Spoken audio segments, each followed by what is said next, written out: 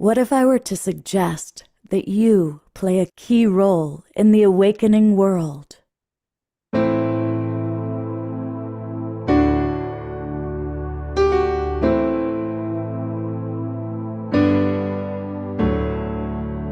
that you are watching this because you have heard the call.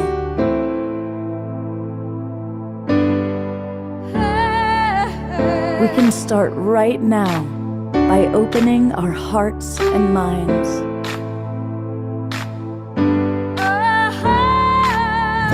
Welcome to the awakening world.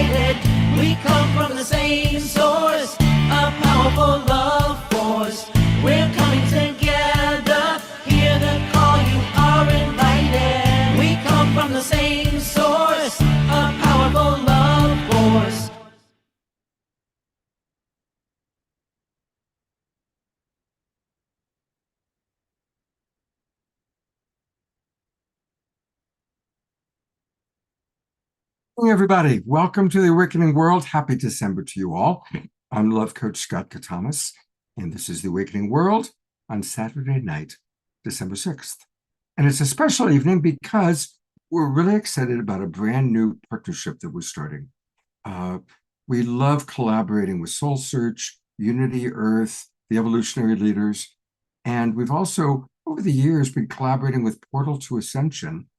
And we're now kind of making our partnership an even deeper one because we're going to be once a month, every first Saturday, at least for the next 3 months, we're going to be doing collaboration with Neil Gar, the creative genius behind Portal to Ascension.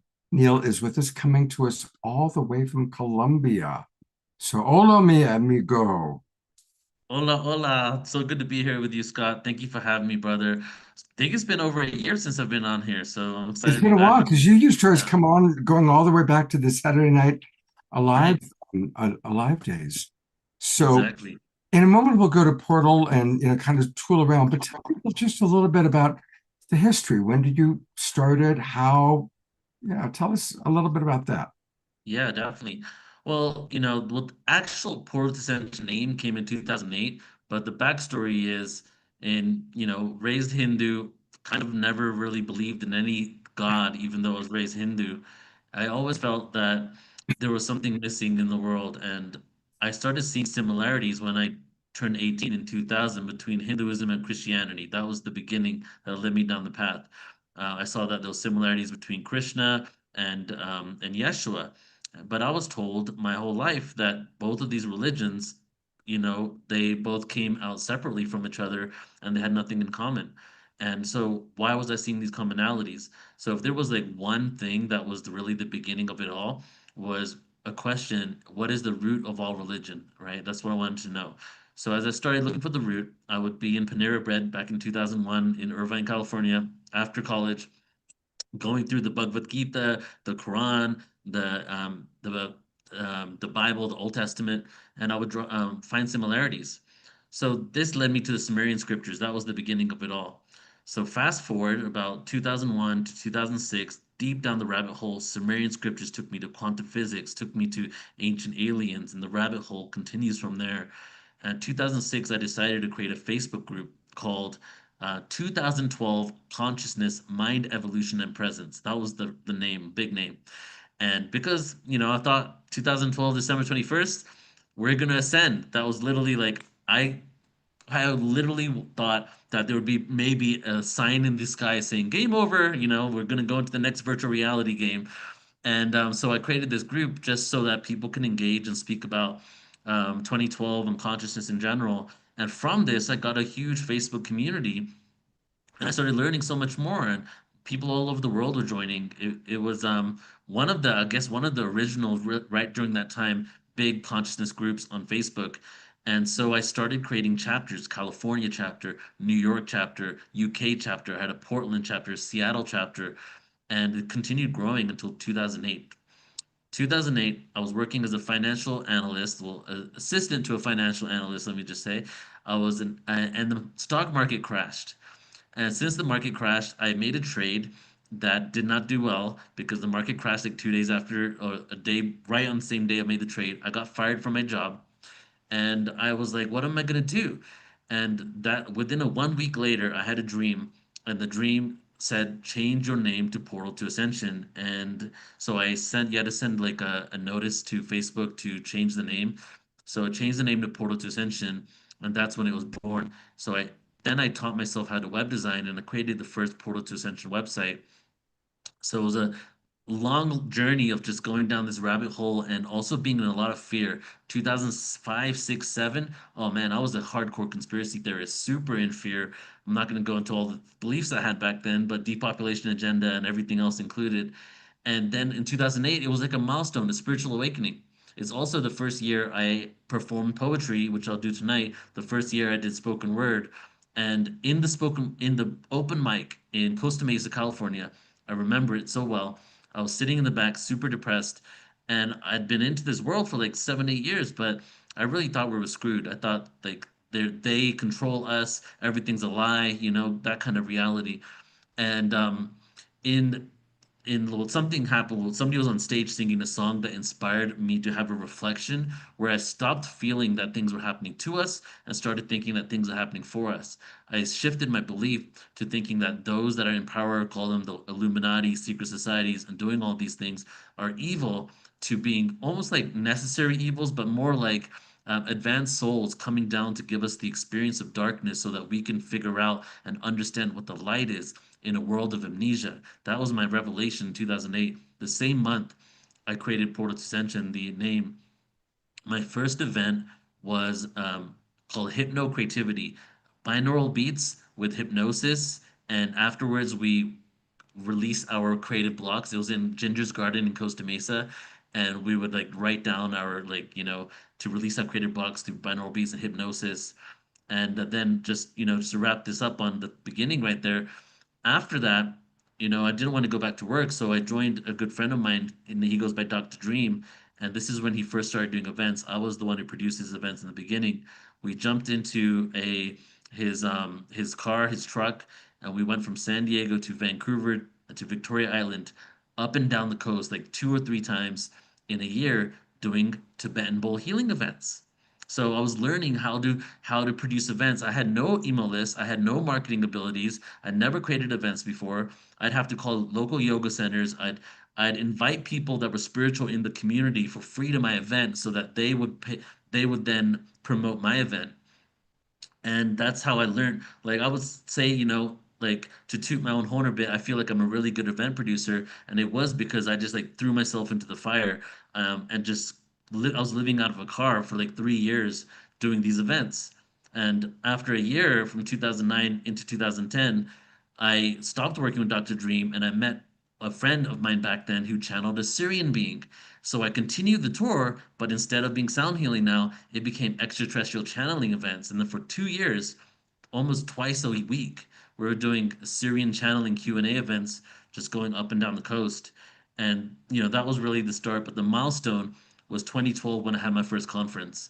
And there's a huge story after that, but a lot of other things happened, and we've continued to grow. And now I would say like we're one of the largest conscious event production companies in the world.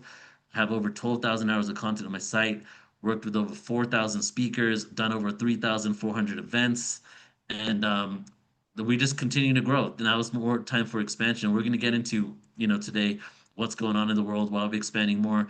But I'm just excited. I've like this, just what's happening today and what's happening in the world excites me. When I see chaos, I see opportunity. When I see systems crumbling, I see that there's a potential for something new.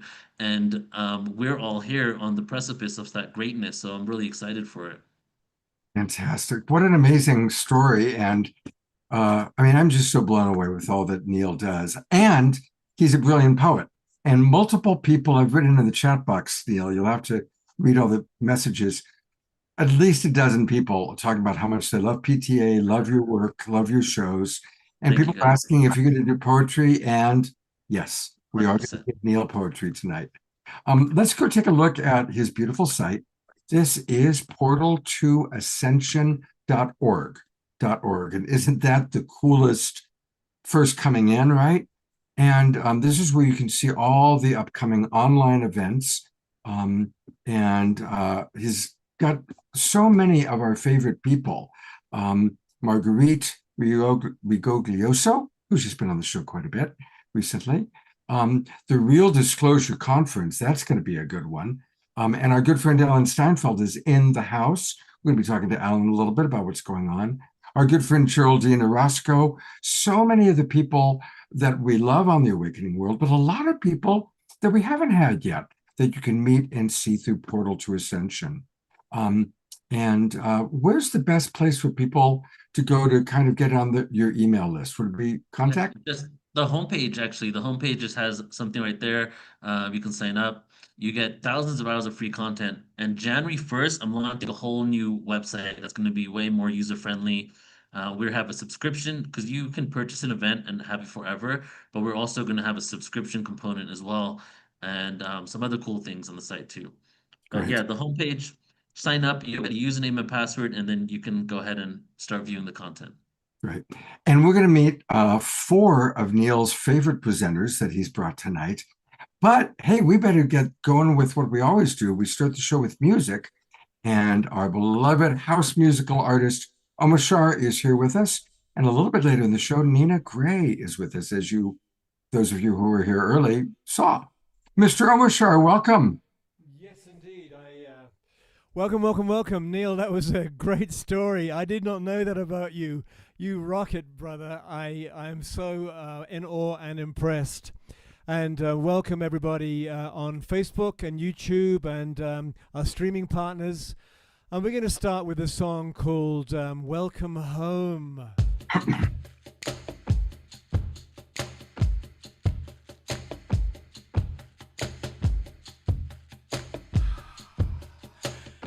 Breathe.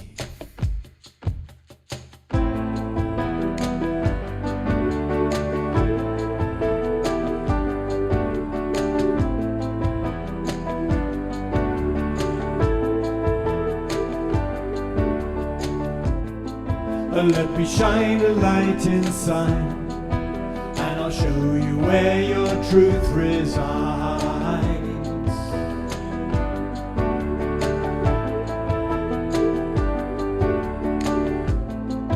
Lift your eyes up to the skies, and I'll prove to you that nothing dies.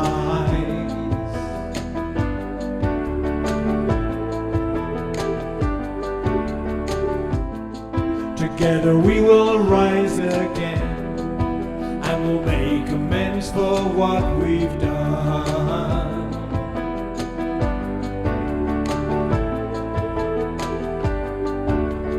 I know you hear me, so please do not fear me, 'cause I'm here to lift you, restore you to glory, and love you and hold you and be your victory. My child, I will welcome you home. Welcome you home.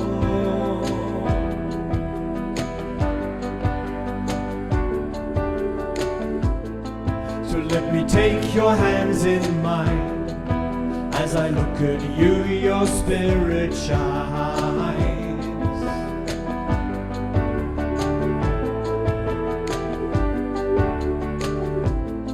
You see, it's true that we are one, and we came out from the central sun.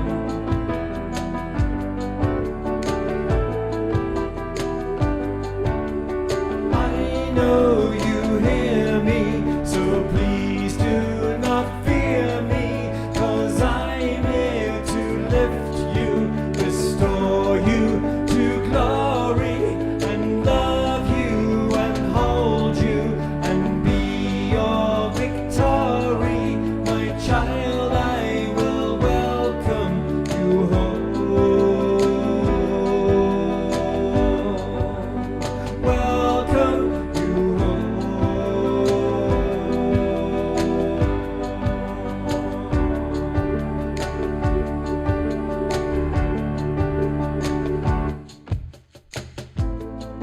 So when you take a different view and you dream awake, breathe out the new.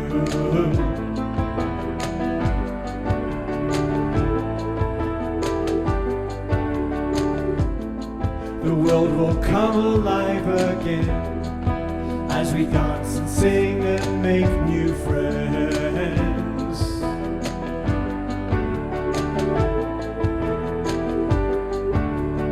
I know you hear me, so please do not fear me, 'cause I'm here to lift you, restore you to glory, and love you and hold you and be your victory. My child, I will welcome you home. Welcome you home. Welcome you home.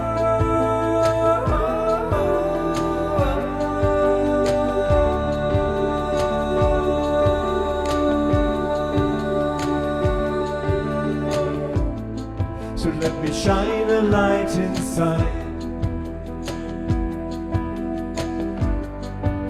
I'll show you where your truth resides. And lift your eyes up to the skies. I'll prove to you that nothing dies.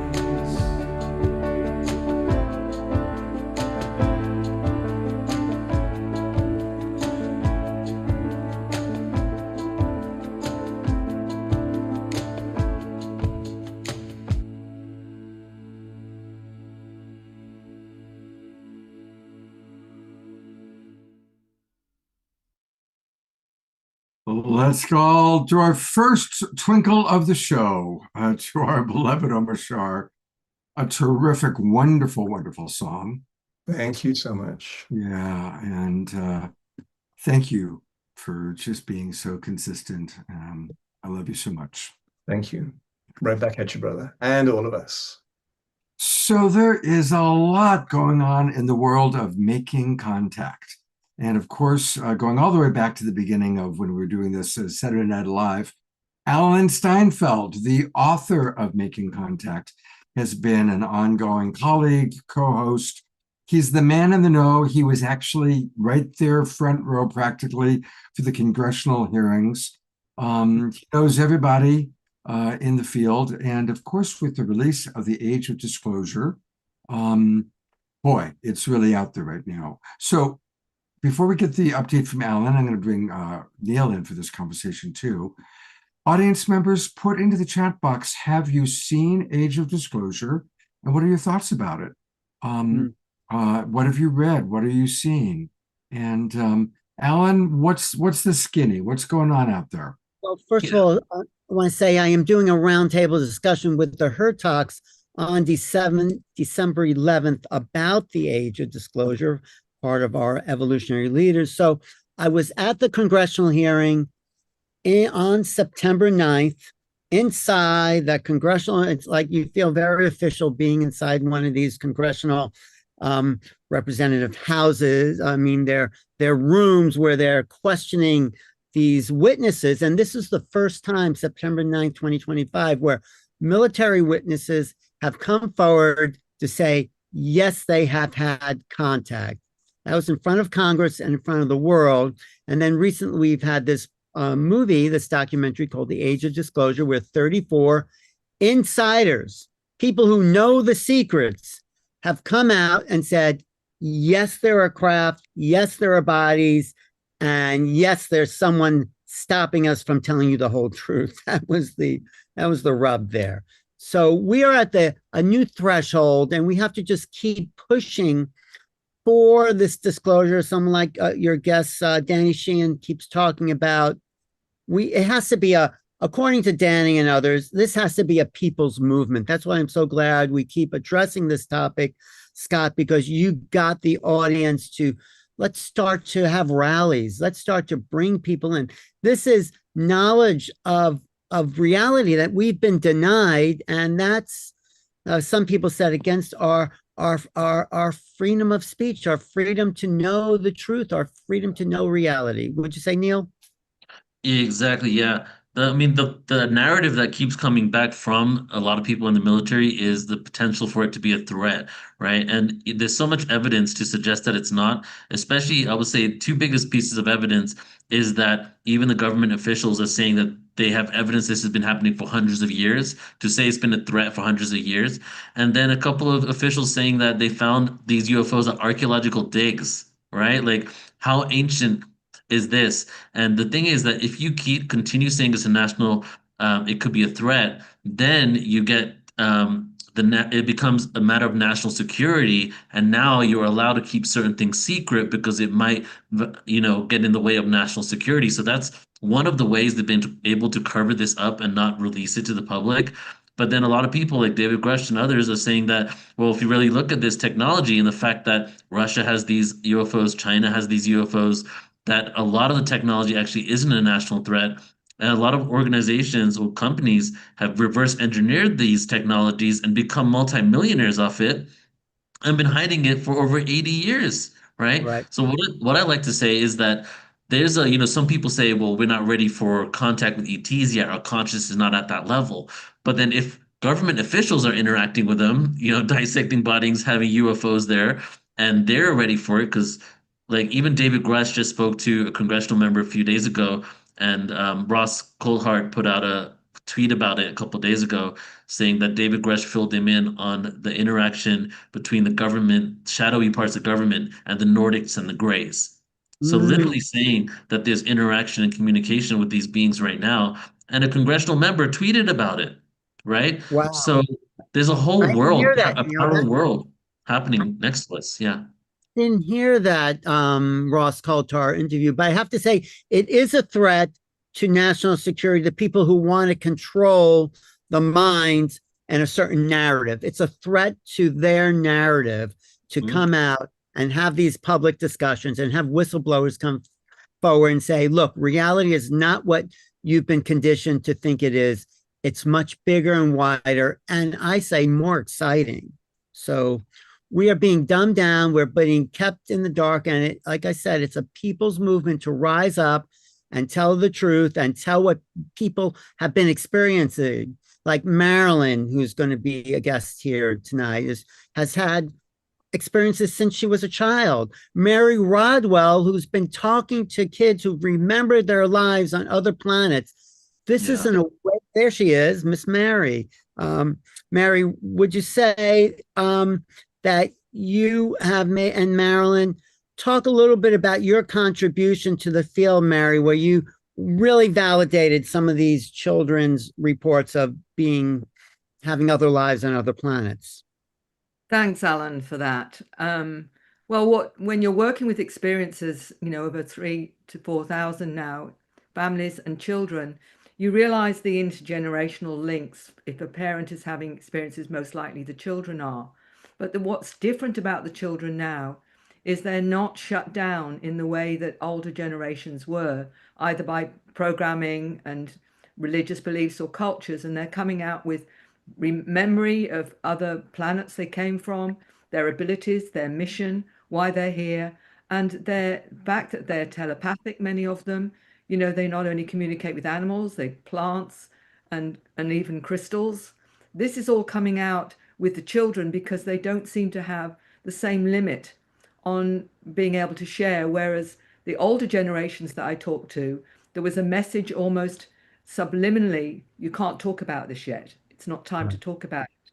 And now it seems that caveat has been lifted, and now these children are sharing their stories, and they're profound. They are absolutely connected to our cosmic family, and that is happening right now across the globe. And that is what's fascinating. Well, one of the people who was a child who's come forward now with this, she's like a bridge, is Marilyn Govecki. And Marilyn, why don't you talk about sort of what Mary's referring to, the childhood experiences, and then how you're integrating this into being an experiencer and messenger? Well, when I was a child, I was on a craft. It was a teaching craft for human children, but there were also extraterrestrial children. These crafts still exist. There are many, many young children who go on these crafts. The purpose that I understand more and more from my memories of being on the craft, and my actual biological father was very familiar with this. He was the one that took me on the craft. And we learned how to expand our consciousness. We learned how to go beyond the veils that were present on earth, especially at a time when I grew up, so that we could expand our consciousness and not have it be suppressed, as so many of us have had our consciousness suppressed. And on the craft, I learned how to do this. I met Zazar, who I channel. And part of the reason I was on the craft as a child is so I would be able to come and channel this cosmic being. But I think many, many people, and I think these children that Mary has worked with, their ability to shine their light in the way they do kind of goes out, emanates out into our world. And those children that have been on crafts that are reawakening their memories, those kind of memories are reawakening many memories of all generations on our planet of incredible galactic contact. Right. Mary, what do you say about people like Marilyn coming forward at this point to make that bridge? I mean, have you worked I with? think, Yeah. yeah. Look, Marilyn, kudos to you for your bravery and courage. And I believe disclosure is going to happen from the ground up. It's unstoppable because no matter what the governments want to do at the end of the day, it's the people ultimately have people power. And the fact that so many credible souls like yourself that are coming out, all ages. I mean, I was talking to a 90-year-old who lives in a care home that told me about her experiences all her life. But it's only now that she's actually talking about her experiences.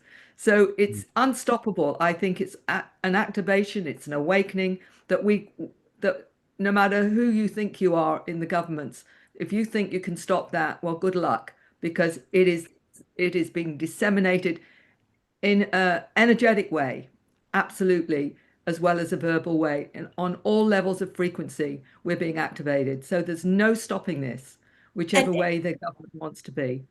And I love that, Mary, because I think many, many people have had contact, and many of these children you've worked with who have very little veils, they are all communicating telepathically in their higher selves. And there is a network of telepathic communication, whether people are aware of this or not. And that network of communication helps people be able to not only remember, but be able to tell their stories. And that network of unity consciousness that's being created by this telepathic communication among many people who've had contact. That's one of the beautiful things of having contact with the galactics, is that we learned that basically we communicate through telepathy, not just through worded language. Right. Absolutely.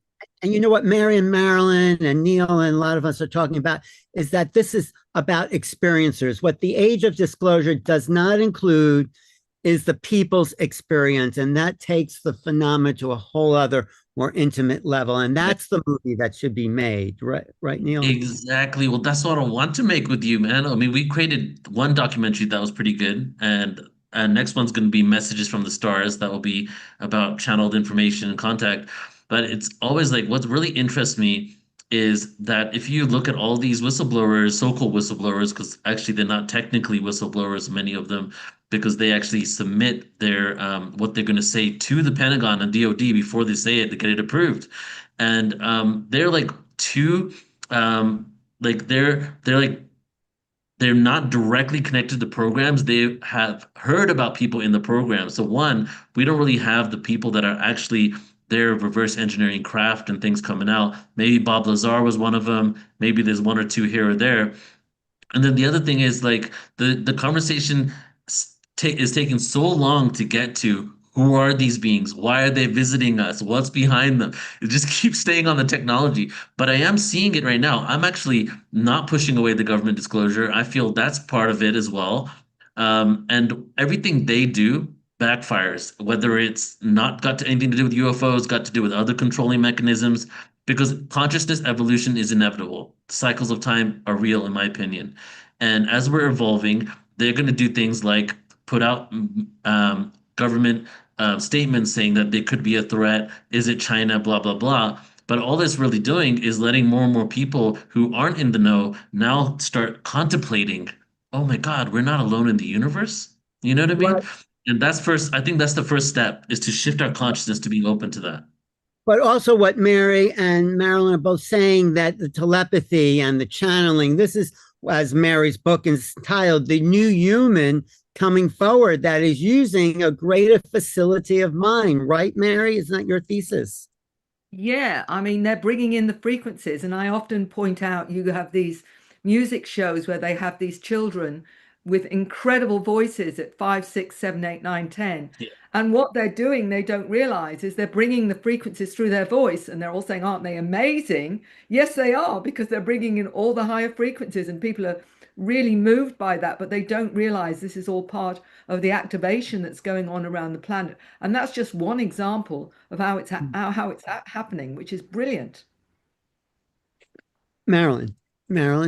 Well, I'd like to say that these frequencies, these higher frequencies, are going to be the best contagious event on our planet. Contagious in a really good way, because once you start experiencing these higher vibrations, there's no return. As you say, Neil, there is no return. And by the way, when the government says that contact or ETs are a threat, I want to put a word out there to people who are beginning to remember they're having wonderful contact, that when it's framed that it's a threat, it sort of begins to suppress our consciousness and our remembrance. And I think that's another tactic for those experiencers that are beginning to know the truth of their own star families, of their own remembrances, and their own contact. And I think they are not a threat. I am saying this to everybody.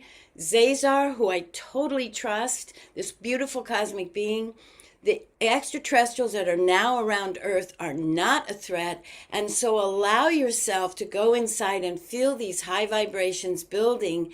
And those vibrations often will create corridors that take you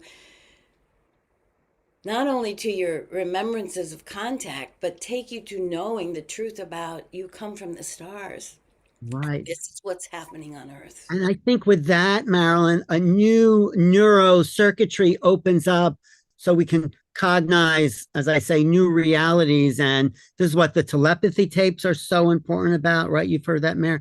And we are becoming telepathic. I just had 200 people in my remote viewing class. So we are accessing the new human, the superhuman, the greater mind. And it's really exciting times. And well, as we get out of that limbic system place, that stress management brain, there's still parts of the brain scientists have no idea what they are about. And those are the parts that are beginning to grow new circuitry for these new sensory modalities that are beyond our physical senses. And those parts of the brain are also building mind field circuitry of the fifth dimensional mind for the new human. And so that I can't think of a better time to be on Earth, even though it doesn't look like that. that's Mary's book, The New Human. You want to talk about the new human you've discovered, Mary?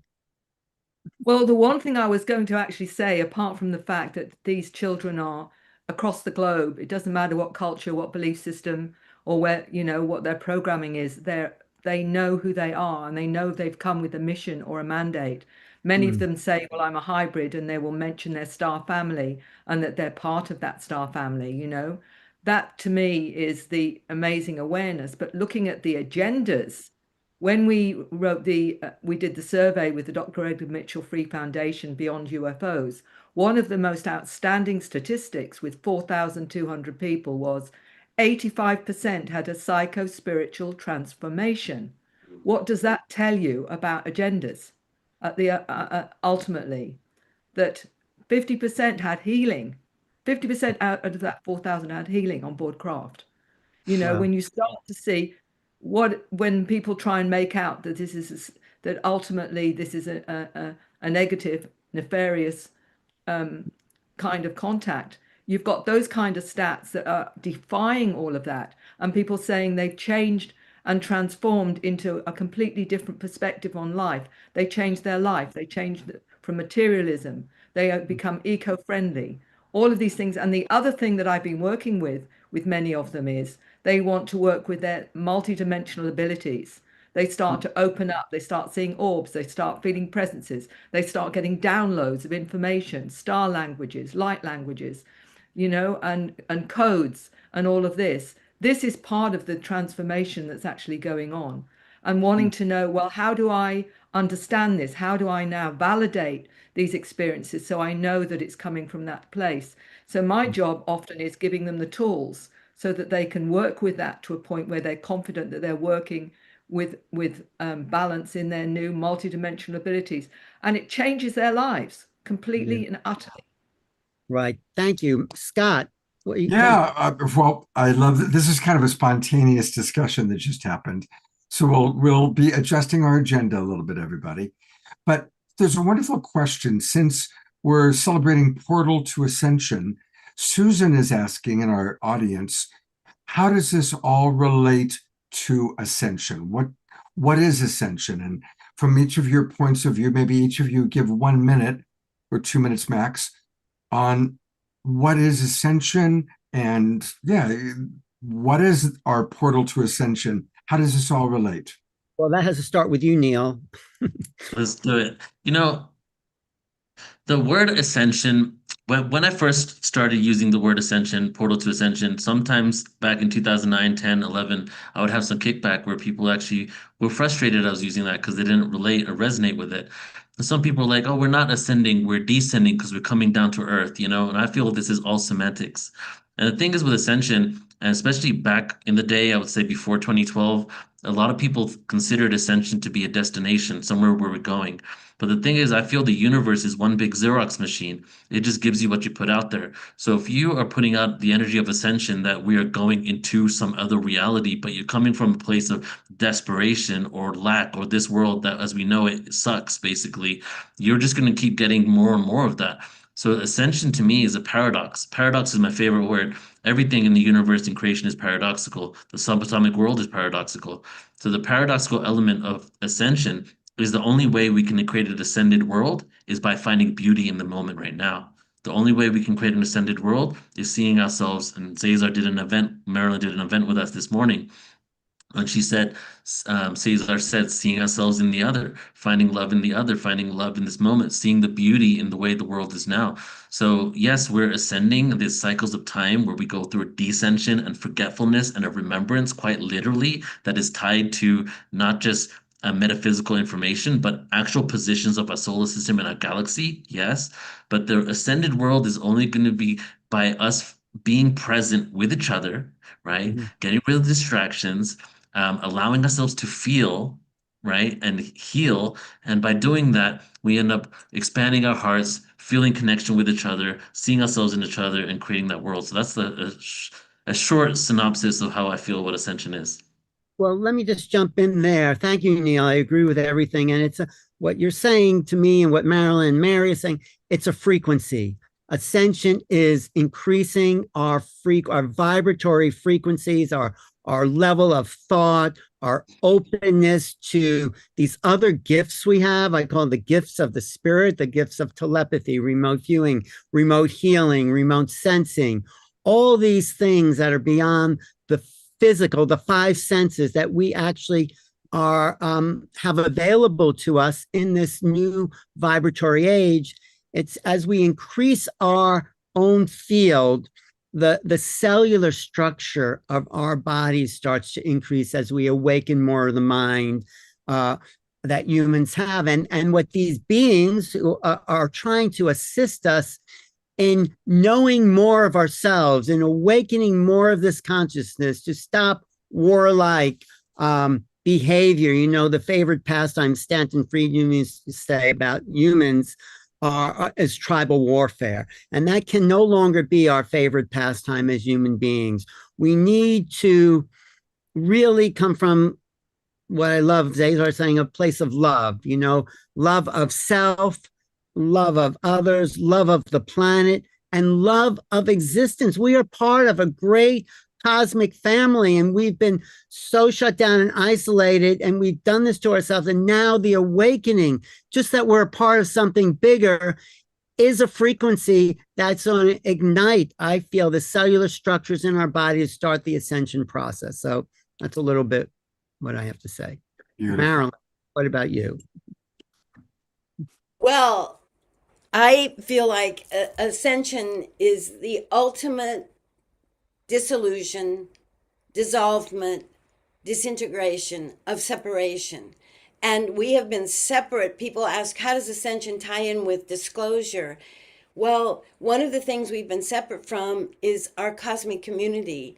We've been separated from ourselves, from our magnificent light fields. We've been separated from each other, from the plants on the planet, the trees, the animals, Earth itself, divine source.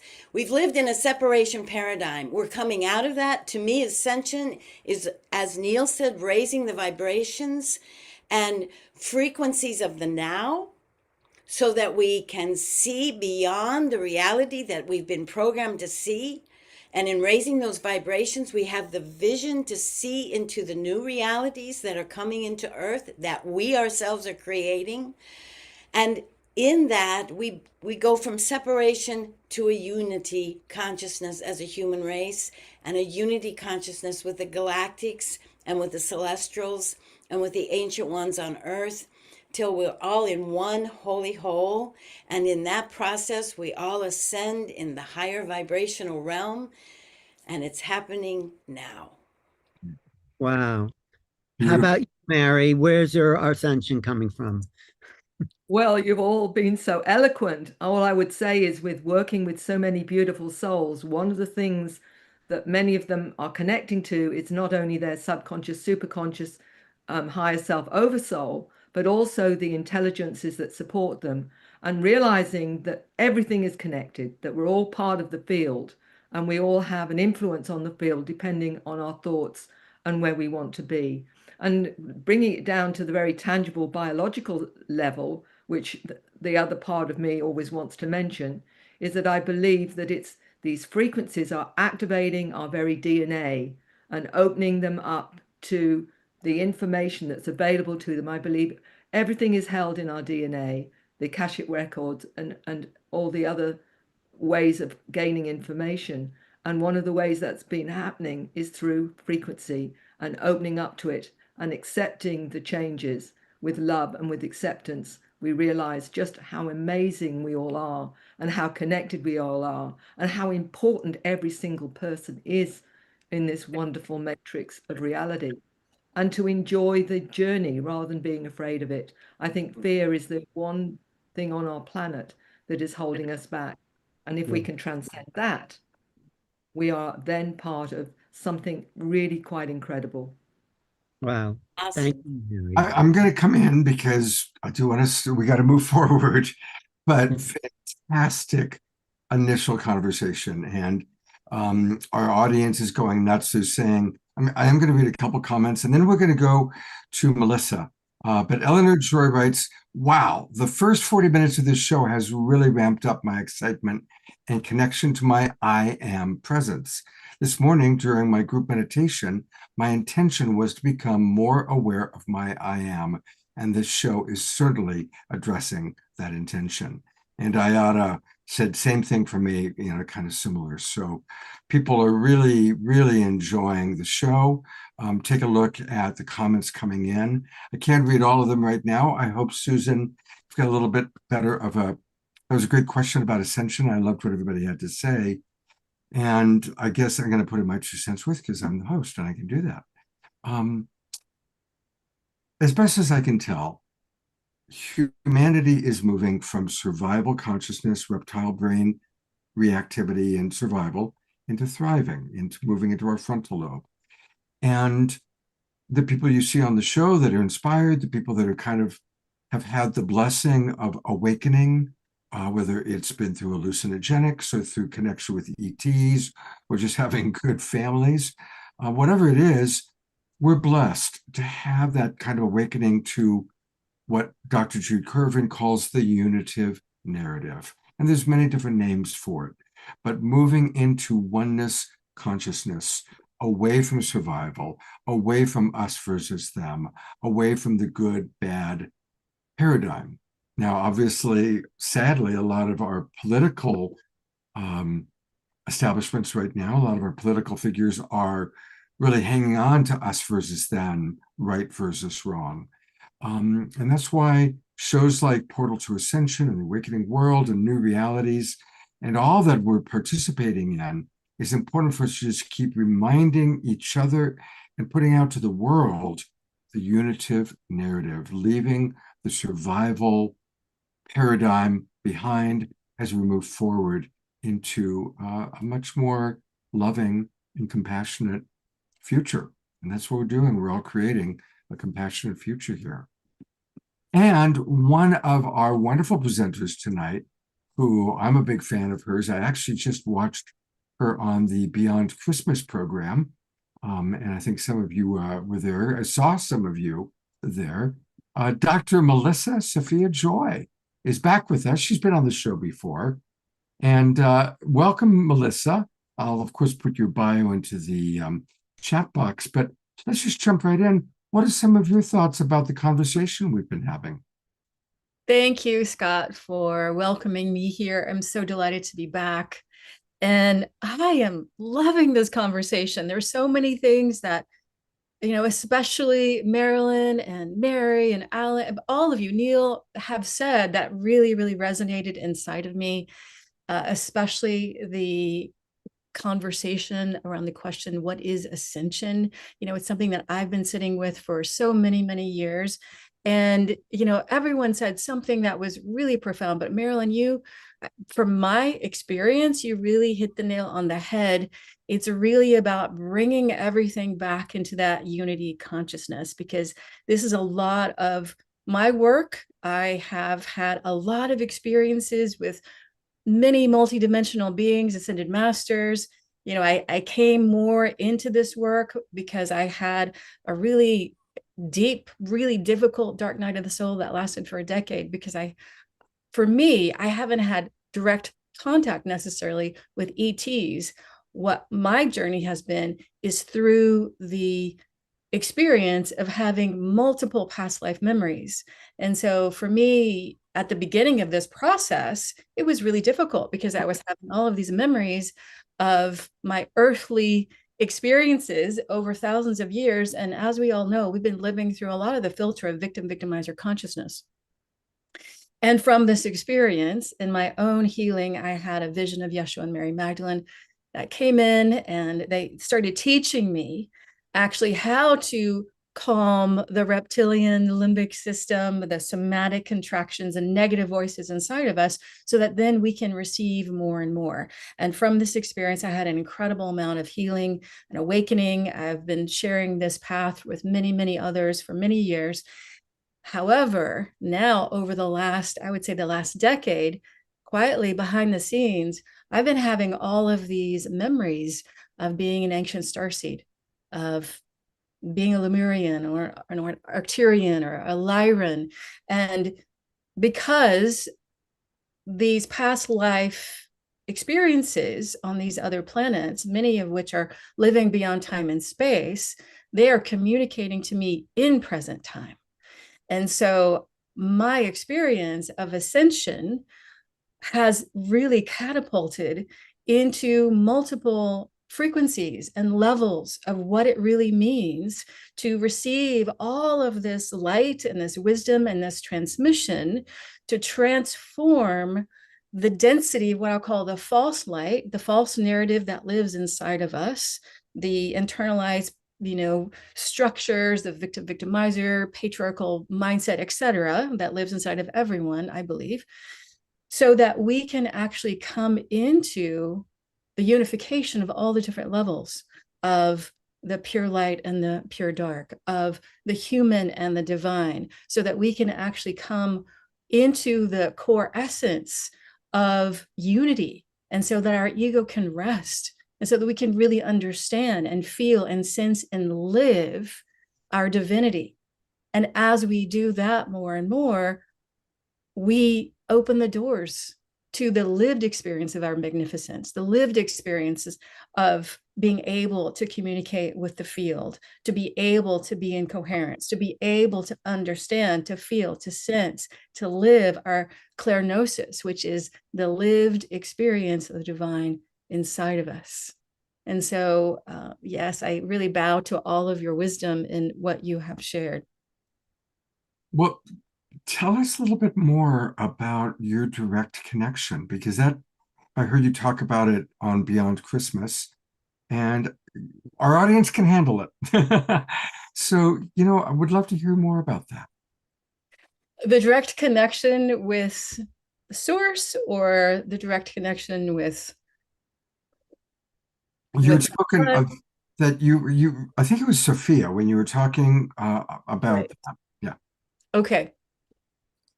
So I'll just say that I feel really grateful that I've had a lot of I'm an experiencer. And for me, it's not just about having the experience. For me, it's about having the experience, digesting, integrating that experience, and then allowing that to activate more of my soul mission, because I'm absolutely connected to this intention of doing whatever I can do, of fulfilling my soul mission to bring about the new earth. So this story about my connection with Sophia came when I was in a very, very dark place. And it was after I had the vision of Yeshua and Mary Magdalene. Magdalene had come in and was starting to teach me this modality. And actually now I know it's a remembering of what I used to teach as an early Christ teacher many, many years ago, before Rome got involved in the governmentalization of Christianity. And I ended up during that time in my life at a long meditation retreat, because that was one of the guidances that I was being given to really integrate this work into my life. And what ended up happening was that it was probably day 3 of a multi-day meditation retreat where I went into the deepest core of the darkness inside of me. And it felt like I kept on moving through trapdoors of deepening dark, more and more and more, both in the sense of the memories that were coming through. It felt like there was just a lot of really dark energy that I was navigating in the very core. I could say in the core of my shadow, but it really felt like the core of the shadow of my oversoul, because I was navigating multiple past life memories, even in between life. So I'd gotten to this place a few days later where I was still in this really deep, dark place. And I was at this crucible where I couldn't handle anymore. I mean, yes, there was so much grace that was happening. Magdalene was there, and Yeshua was there, and Mother Mary was there, like really helping me through all of these different levels, really understanding and learning, living this modality that I teach now. But ultimately, it just got to the place where I couldn't handle it anymore. And I was at this place where I was getting ready to give up. I didn't even know what that meant, but I was like, I just can't handle it anymore. And then what happened is that this deep, deep, deep dark literally turned inside out. And there was this brilliant white light that appeared, and this booming female voice. And she said, I am here. I love you beyond what you can ever imagine. I've been with you through every single thing that you have walked. I'm here with you now. And you are me, and I am you.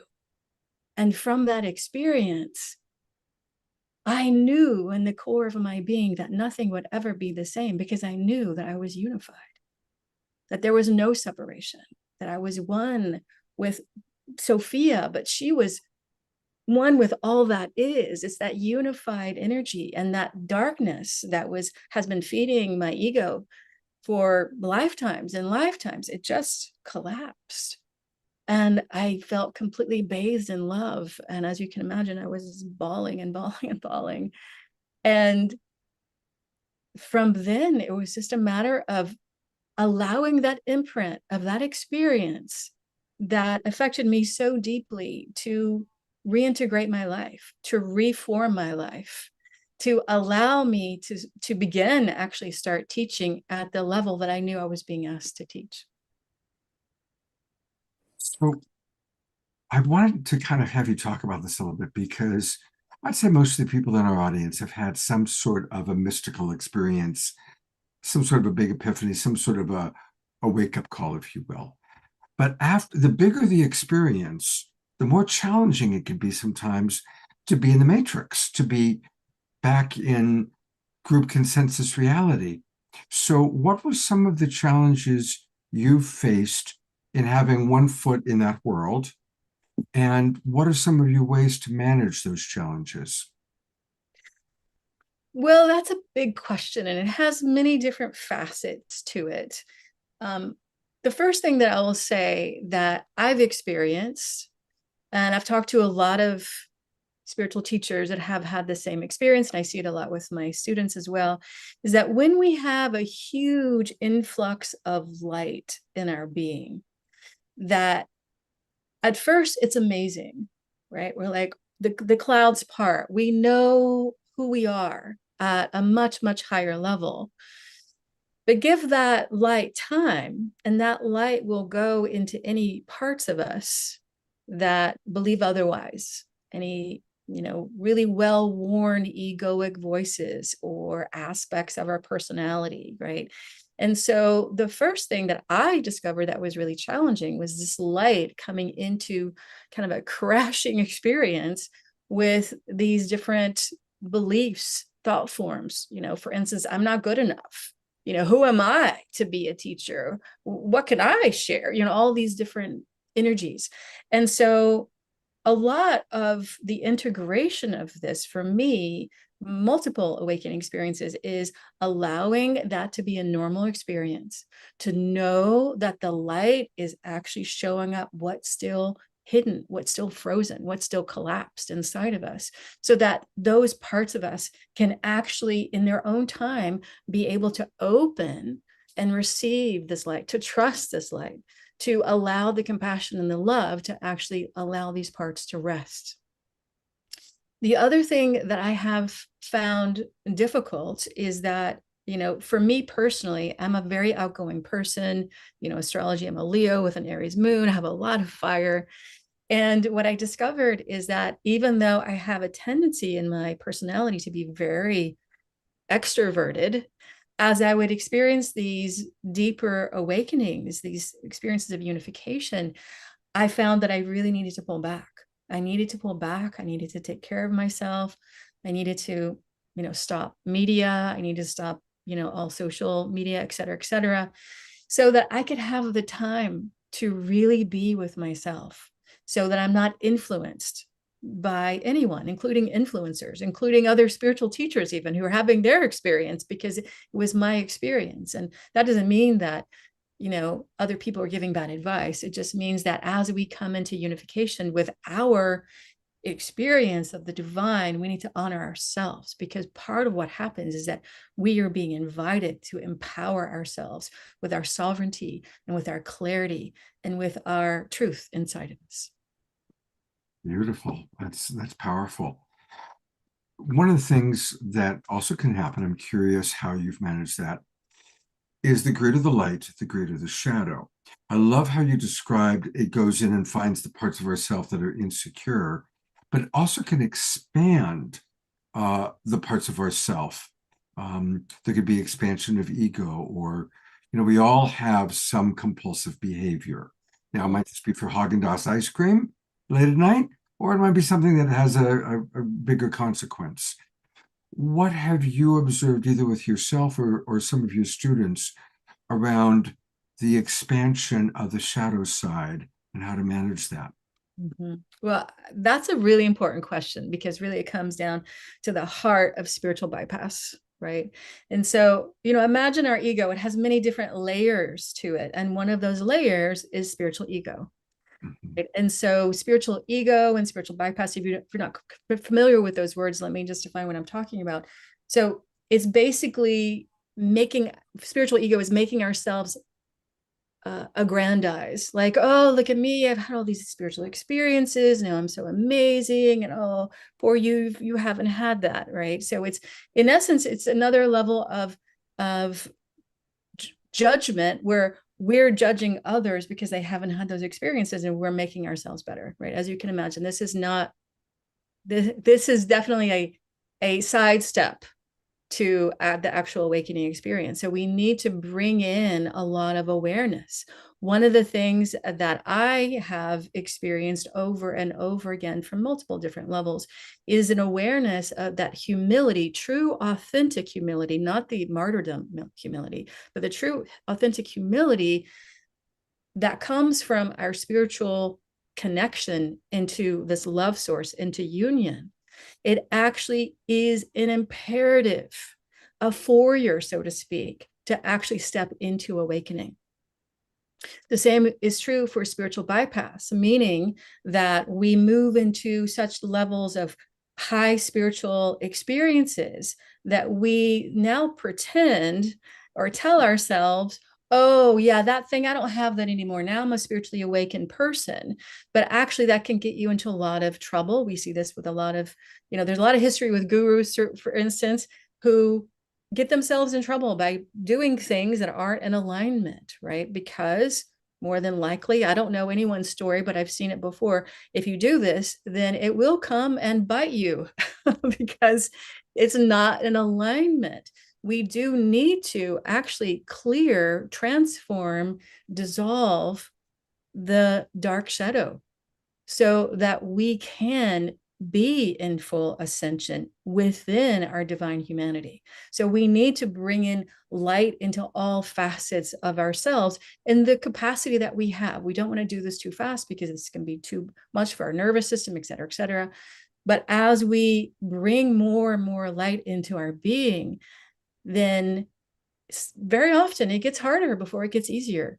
But then once everything settles, the freedom, the sovereignty, the awareness, the divinity, there's no way to even articulate, where we're being invited into as we really humbly move into this path. Beautifully stated.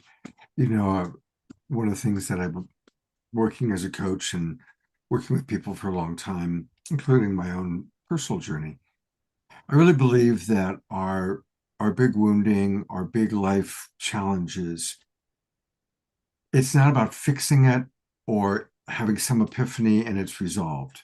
It's about learning how to honor and manage whatever our wounding is or whatever our issues are, whether it's addiction or low self-esteem or whatever it might be. We all have these challenges that maybe they're coming from our ancestry, maybe it's coming from past life, probably a combination of all of that.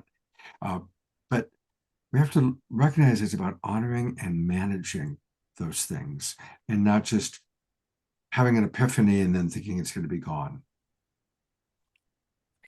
Yeah. All right, well, we are getting a little homeopathic dose of your wonderful medicine, and I want to learn more about some of your offerings.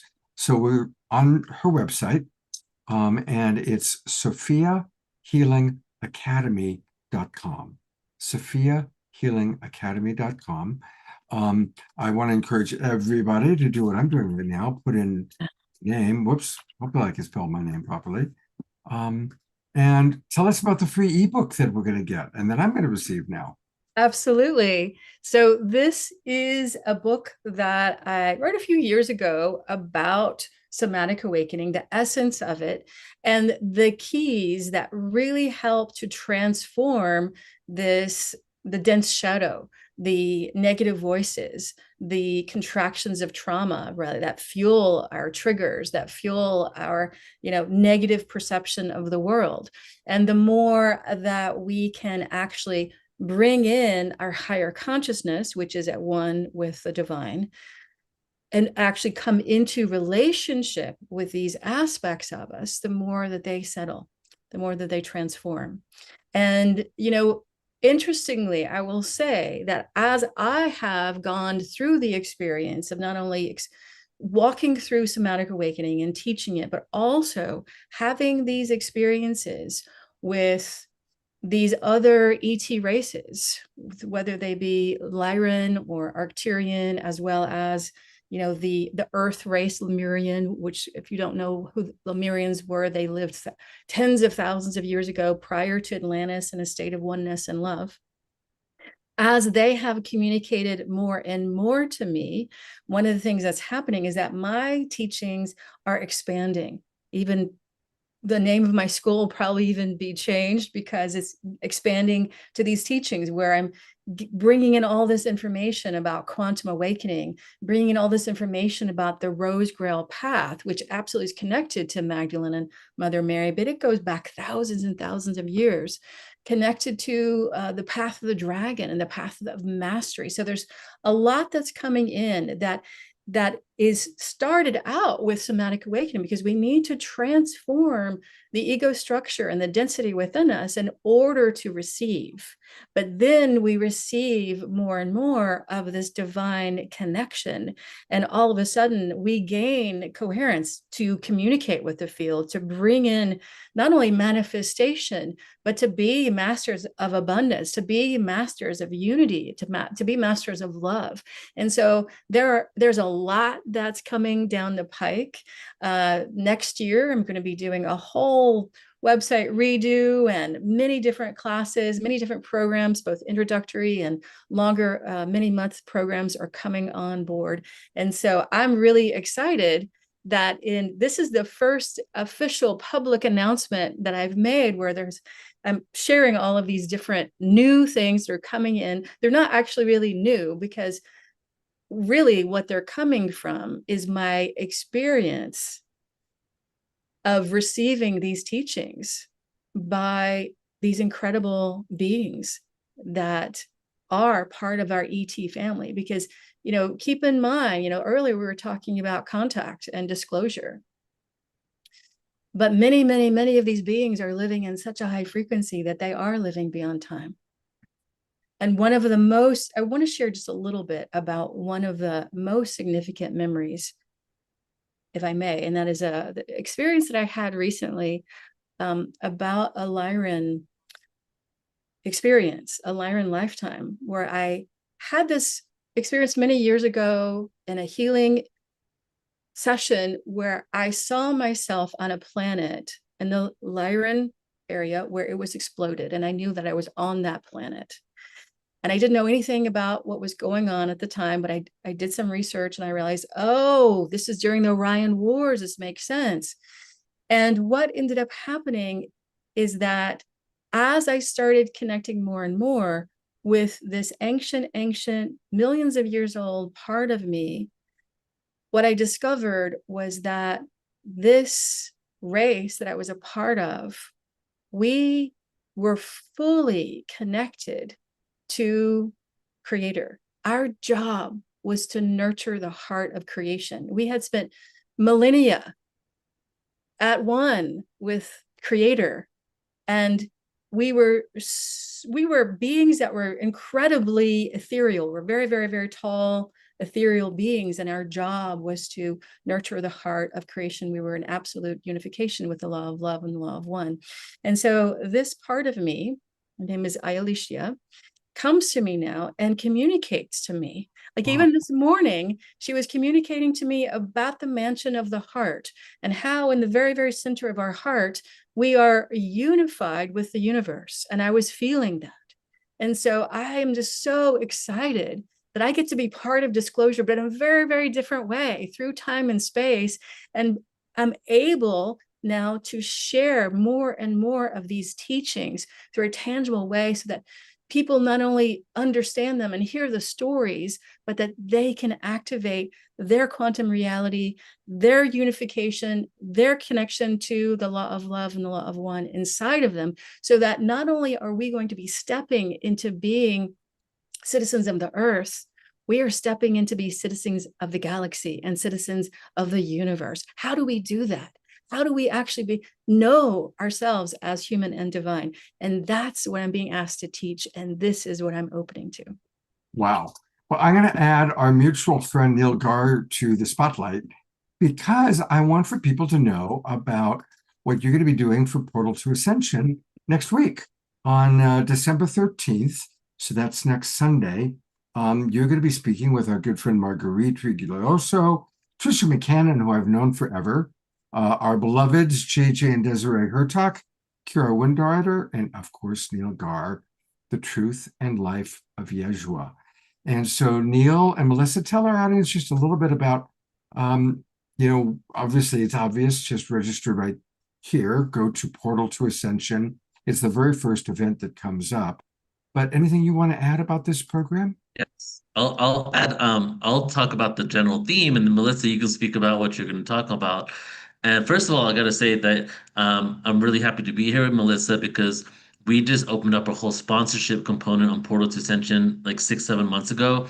And Melissa and Maria, who are on today, are both Portal to Ascension sponsors, so they're on a deeper level. We're supporting each other on a really deep level. And this Yeshua conference, tis the season, guys. Every single year in December, we go all out with the season. I love it. And I'm going to start doing that for every season now, including Halloween and beyond. But this year, I wanted to do, a few years ago, I did Truth About the Bible, just going like into deep esoterics, all the hidden texts and all that. And I really wanted to just go into Yeshua's life because even though I've been unfolding a lot of truth about his life over the last few years, just last year I read Kira Windrider's book on Yeshua's life in India, and it blew my mind. Like, not it was a combination of channeled information and text from India about Yeshua, and talking about Mary Magdalene and the Magda tribe out of India, and how one of the tribes of Israel was relocated from Israel by the Assyrians to Kashmir, and how his family was there. So much more information is coming out. So I really just went into choosing the people that I felt had the most wide range spectrum of awareness with this for us to infuse this time of year. There's so much fun during this time, but there's also so much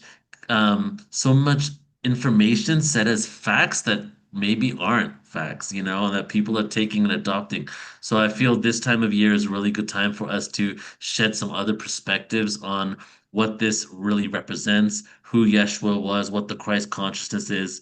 And then after I created this event, Melissa soon came on as a sponsor. And so I asked her what events she wants to be a part of. And this was like the first one. She was so excited to be a part of it. So I'm excited to have you be a part of it too, Melissa. What are you going to be sharing about? Well, thank you so much, Neil. I'm super excited because this is something that is so close to my heart and so close to, what I'm here to offer. And so what I'm going to be sharing about is definitely connections to some of the lost scrolls and information from that, but it's going to be from a very different perspective because, as I mentioned a moment ago, my path really, really began when Yeshua and Mary Magdalene showed up in the middle of the night in a visionary state. And from that experience, I received a lot of information that eventually was formed into this modality that I now call somatic awakening. But what I was told after I really started teaching this and really understanding it at a deeper level is that the modality that I teach now was an ancient form that was practiced right after Yeshua's death, before Rome got involved in the sense of governmentalizing their religion. And so what I'm going to be sharing is the deeper meaning of what it means to have heaven on earth, the deeper meaning of embodiment, and how the Christ energy actually helps awaken that inside of us, how the Christ Sophia energy helps us to actually be both human and divine, and to bring that into unity inside of us. So the essence of it is how we can live. You'll hear the theme again, how we can live through the law of love and the law of one through this Christ consciousness. And at the end of that teaching, Yeshua is going to be coming in for a transmission channeling. And I'm even just speaking it, I get goosebumps because channeling him just transforms my life every single time it happens. He's such an incredible master of love. I can't wait. Yeah, because there's gonna be a lot of information. That's why it's great doing these all day events, 6, 7, 8 hours, because we get to have so many different people and perspectives where there'll be some historical fact, and then there'll be transmissions. And what you're gonna do, and I know some others are gonna speak about it, but I feel you're gonna be more practically assisting with the transmission, is what are the teachings of Yeshua and Mary Magdalene, and how do we implement that nowadays in this moment right now to embody that frequency? There's one Right. level of understanding and intellectualizing it all, but it's really about like, okay, now that we know what it is, how do we utilize it for our own upliftment and for the world? So it's going to So be, that, yes, and so that we can all be experiencers, yes, right? exactly. At All that level. connected. All right, so one more time, everybody, you'll find it. Go to portaltoascension.org. It's the very first event that comes up. And let's all plan on being there next Saturday, December 13th, a week from today. And I'm certainly going to check out the first part of it before getting ready for tonight, for next week's show. So thank you both. Last thing, just a reminder one more time that you can find all things Melissa by going to her website, and there's a lot there. And I know she's going to be updating it, but definitely make sure you sign up, become on her email list, SophiaHealingAcademy.com. And thank you so much for being with us. And it's time for a little more music. And I'm delighted that we've got Nina Gray, who agreed to come back. She was with us about 6 weeks ago. She is one of our all-time favorite musical artists and also one of our favorite human beings. So, Nina, how has this conversation touched your heart as you show it to us that way? Oh, we need you to unmute because we want to hear what you have to say. Still can't hear you.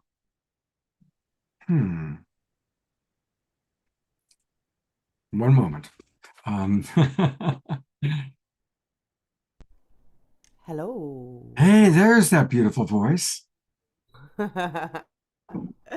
Oh, it took my breath away. It left me speechless, this conversation. That's why it took a little while for you to come back. Any thoughts? Anything that comes up for you that brought Oh, home some of your own personal experiences? oh my goodness. So much. I'm so grateful. Thank you, Dr. Melissa. Thank you, Neil. Thank you, Mary. Thank you, Marilyn. Thank you, Scott, always. The conversation on somatic awakening and embodiment resonates so deeply, and this movement from here to lived moment by moment by moment experience really feels on the pulse of our unfolding ascension and awakening as we exist in this time space dimension. And I love it. I love this conversation. It's so enlightening, so resonant. And what's lighting up for me too is the tool. You mentioned this movement from survival to thriving, and recently a downloaded message around, the closer we are to a deep breath, it reflects where we are on the scale of thriving and surviving. And when our access to a deep breath is close at hand, it's like we are in our embodied state. We are available to be channels, to be messengers, to be used, to be open to the frequency that wishes and desires to move through us. So this tool that's literally right under our nose, right inside our chest, right in our breath, is available, and such a wonderful reminder moment by moment of where we are. So a song on breath that I'll share to open up some deep breaths within us all.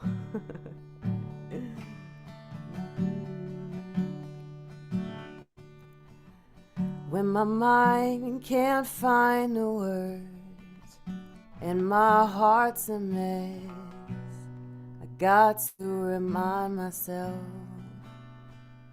to breathe through it. When there's fire behind my eyes, grief inside my chest, I got to remind myself to breathe through it.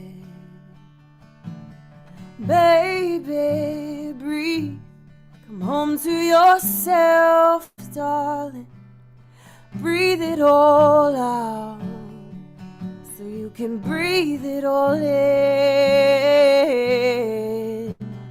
Baby, breathe. Come home to yourself, darling. Breathe it all out so you can breathe it all in. Hey, oh.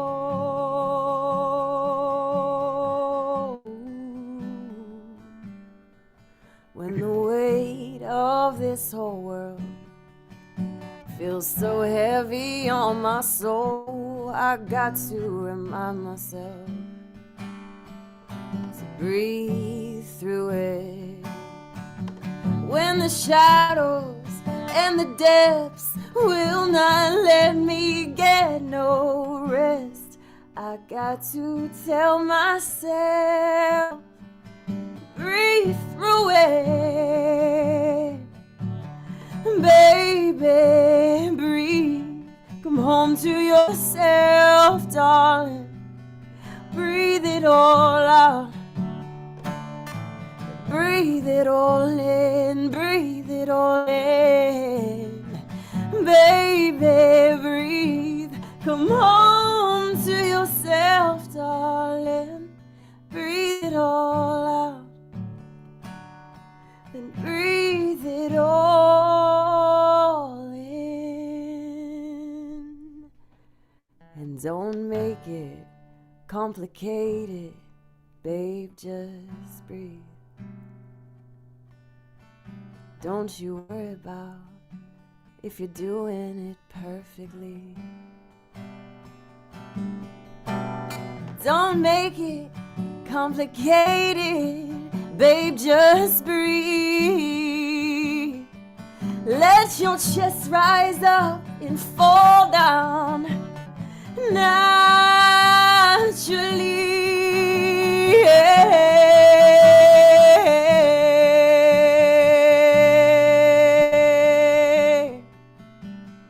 Baby, breathe. Come home to yourself. Baby, breathe. Come on to yourself.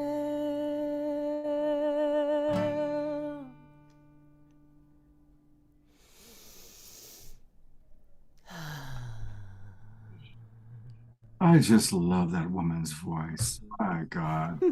So beautiful, Nina. It's all sending lots of love and appreciation.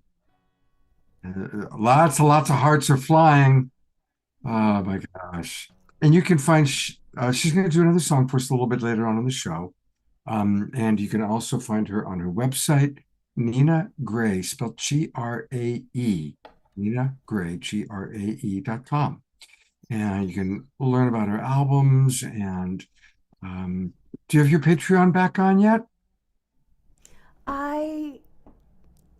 YouTube would be the best way to explore music and to be in the space of creations that I've shared. And okay, I will find your YouTube channel and show it after your next song. Wonderful, wonderful. Thank you, Scott. Oh my God. Thank you so much. I always just love having you on the show. It's such a blessing. Thank you very, very much. Thank you.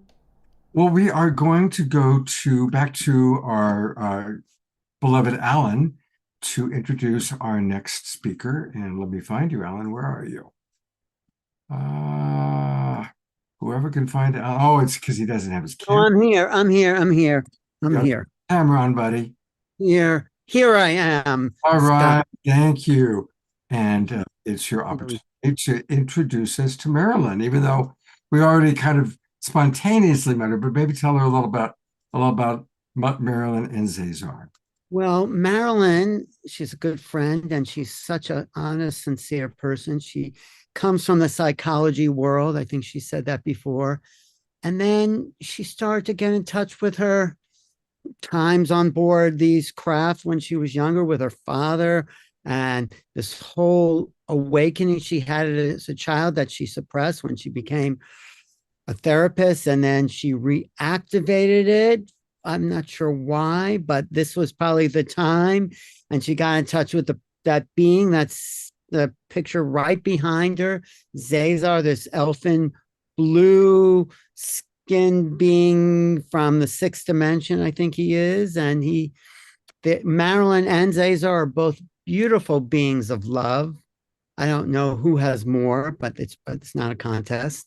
But they both bring through a message that's really uplifting. I mean, she is, lots of people channel, but I'm very particular about my channels, and Marilyn is one of my favorites. And I said this today when I introduced you, Marilyn, that your gift to me was realizing that we need to appreciate our magnificence if we're really going to shift our vibration, because the incarnation is so full of energy and possibilities, and the world tries to keep us down. But when we start to realize our magnificent, we start to blossom, we start to become more abundant, we start to understand the true nature of reality. And that was a gift that you and Zazar gave to me. So just giving that back to you. Thank you for being here and being so sincere and tuned into the times right now as we start to move into this higher vibrational energy. Thanks, Marilyn and Zazar, for being here. Appreciate you. Well, it was great to be with you and Neil earlier today. That was a wonderful time I had with both of you. Right. And Zazar was pretty energized by the whole thing. But thank you, all of you, tonight. It's just wonderful. These are the gatherings that indeed change the world. So, Is Zazar tired? Is he going to come talk to us tonight? oh, of course, Zazar's never tired. Marilyn's the one that gets tired. Are you It is okay? after 10 o'clock on Saturday night, but Zazar is ready to go at any time. He sometimes wakes me up at 3 in the morning with things he wants to teach. They seem to be urgent, so I wake up. Well, let's go for you and Zazar, because he has a really definite message, and this is the perfect audience. This is your Zazar audience right here, Marilyn. Okay. So go for it. Okay.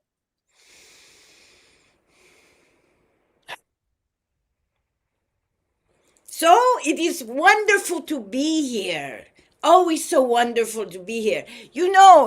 So many humans ask me, what are the true signs of ascension? How do you know it's really happening? I say, well, if you're tuned into a show like tonight, can't you see it on the beautiful humans? These are humans in action of manifesting ascension. You are also beautiful here tonight.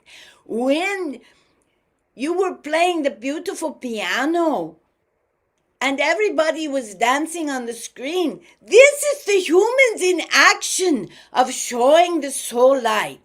Look, when you all came in, this is a very important time on earth, and I am here for one of the main purposes is to help you know the truth of your magnificent light field within. Ascension is the conscious awareness of the vibrational experience of now. It is conscious awareness of the vibrational experience of now. You have so been taught you are a materialized form. And in that materialization, you have lost your senses to understand and experience vibration and frequencies. And so ascension is the conscious awareness of vibrational experience of now. And in that awareness, you are able to begin to shift that awareness to be in higher vibrational states. Look, when you all came into this planet, and believe me, you all chose to come in at this time, you went through what we call the fabric of the seeded DNA. You came through this fabric as a soul, and before you came into the womb, you were seeded with something very, very special, seeded in your DNA to be awakened, as many of you talk about, in this time right now. And so you have this seeded DNA that is starting to spark open, some of it cosmic DNA, some of it star-seeded DNA, and you came through this fabric, and these seeds were laid upon your soul with everything else that you brought in for this lifetime, for this mission, to be one of the ones who will co-create this new world. And so you have these seeds in your DNA that are lighting up. Now, you have lived in separation and with veils over this truth about who you are and what you are to bring to earth. But I want to tell you, this veil of separation that has surrounded earth for eons has now been lifted. Lifted because of the help from the galactics and the celestials and the ascended masters, yes, and the ancient ones on your planet, but lifted because human consciousness is moving into a higher plane of vibration. And in that movement to a higher place of vibration, you have begun to dissolve this separation that has surrounded your planet. And that big veil is now almost completely faded. What does this mean? It means the light that is coming into your planet from so many sources, and the light that is coming into the planet from you discovering your magnificence, and that light is rising. And in that, you are becoming more in unity with everything that surrounds you. But first you are, and beautiful Melissa talked about this, the unified state within. And this is what is happening as the veil is shifting. And so many of the children, beautiful Mary works with. And by the way, Mary, I have something to say to you. I have to say this. It is so beautiful. Every child you have worked with, you have allowed them, you have given permission to them to be who they are without the veils. And when you have done this, these children have created a weaving around the earth plane, a weaving of corridors to the cosmos, opening earth up so that when this veil of separation has been dissolved, these corridors created by these children.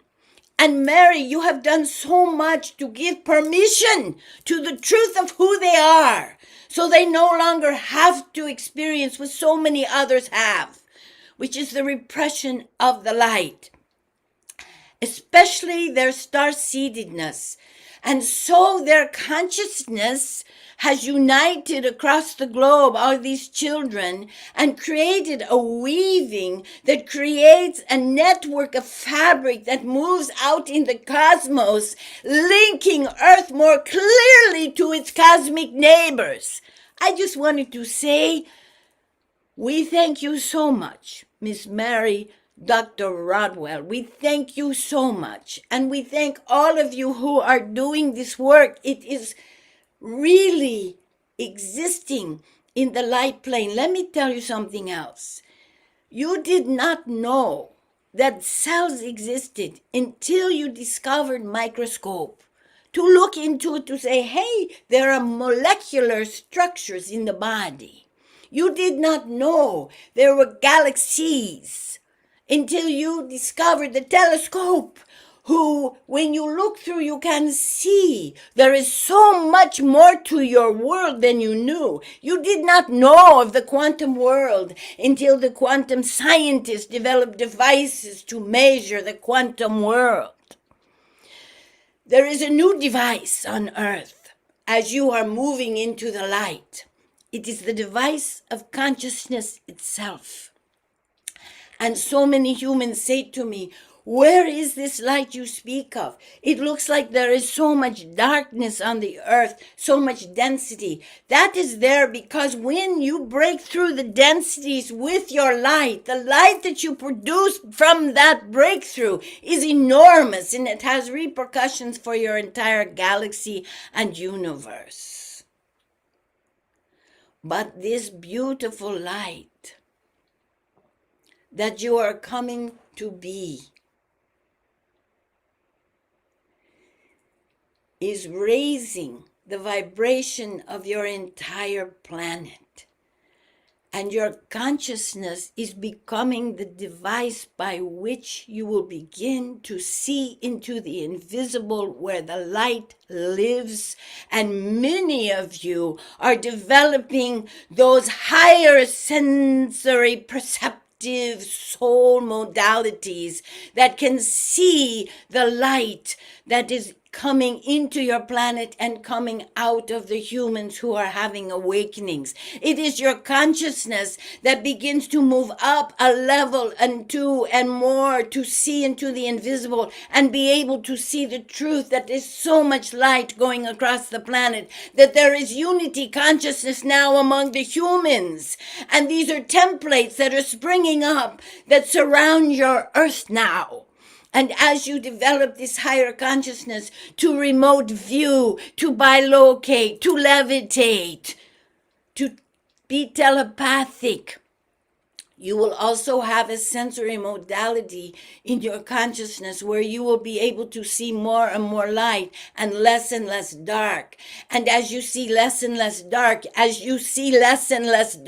you make it a less and less reality as you are able to vision the light around the world, as you are able to vision your neighbor has light, not just densities, as you are able to vision that you are the disperser of your own light, because you are recognizing that finally separation can end from your own light source. And as you move into becoming the light that is your birthright, as you are coming into moving into the soul light you brought to earth to change these times, to bring the light into the illuminated wisdom into earth.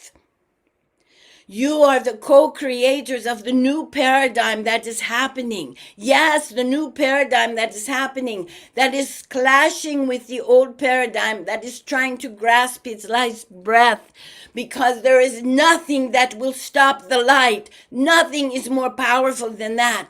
And you hold that power, and it is coming to be, and it is coming through your consciousness. So you will begin to see more and more around the world, more and more of these shows, more and more of these events, more and more people downloading the wisdom. And you will begin to know that you have so much help from the galactics. That is why it is so important in the ascension process. And so you will see these astronomical events that are in your solar system, like the 3-eye atlas and like the BB comet coming behind it, and the 3-eye atlas holding so many light codes for your planet. It is near you now. It passed through the sun, creating a lot of beautiful solar storms, so they would come to earth with the new light the atlas is carrying. Yes, people say, oh, it is just a comet. Oh, it is not just a comet. It is a messenger from heaven. And it is bringing these light codes from all the galactics that have ever worked with these ancient civilizations on earth that knew wisdom from long ago. And these light codes are springing forth from these ancient civilizations on earth, like Atlantis and Lemuria and Egypt. and Camora Gandam, all these places are springing forth their light codes. This is the time. And as your light springs forth, you will develop fields, what I call receptor fields, to take in these light codes of wisdom from your ancient ones and the light codes of the galactics. And on this particular Atlas Comet craft, there is a beautiful, pure template of the Sophia, divine feminine, energetics that are also showering your planet so it can come into a rebalancing act with the divine feminine. This is all happening. So much is happening. Your sun, your solar sun, is directly aligned with your galactic sun, and your galactic sun is directly aligned with the universe sun. And this alignment produces a beautiful diamond light that is coming into Earth now to stimulate and water the seeds within so they might bloom in your DNA, to know your special gifts, gifts that will bring the new realities into the new dawn on earth. It is what I call building the golden 12th bridge. This golden 12th bridge is the bridge to the new civilization on earth that you are beginning to co-create. You are the architects. It has to happen human to human. And in this human to human, you are building unity communities. And the power you will have in these unity communities, you will never know the power of the human heart, like it is going to explode in these unity communities to build a new earth where the new human will birth herself, himself into the new times. These unity communities, like tonight, you are establishing a unity community, and it is so powerful because every single light that every single one of you feels tonight moves into a unity template, and that unity template forms a beautiful wheel, and that wheel now is moving throughout the earth, showering other humans with the magnification of your light, of your desire to join with each other like you are tonight. It's so incredible. You are witnessing tonight ascension on earth by gathering, and in that gathering, magnifying your light, knowing the truth on a deeper level of your illuminated soul heart complex, and begin to operate out of your heart, sending love to each other, which is the alchemic energetic cure for everything that ails you. You haven't even begun to touch how beautiful love will heal the earth. Human to human love. To take a moment, the beautiful song, which is to say, deep breath. And I tell you to take a deep breath right now of the light, and to take the out breath of love, and you send it to each other, and you build this amplified field of human consciousness, of love and light. And you can't believe how light loves to travel with love. Light is the vehicle, love is the passenger. And so it is dispersed to all of earth. And tonight you have once again brought new fuel for the new dawn of earth. What a glorious time to be on earth. What a glorious time you have chosen to be in this incarnation that has the ability to ascend a dimension onto, from the third dimension to the fifth dimension, in one material manifested life. Waste not, for this life will affect so many lives to come.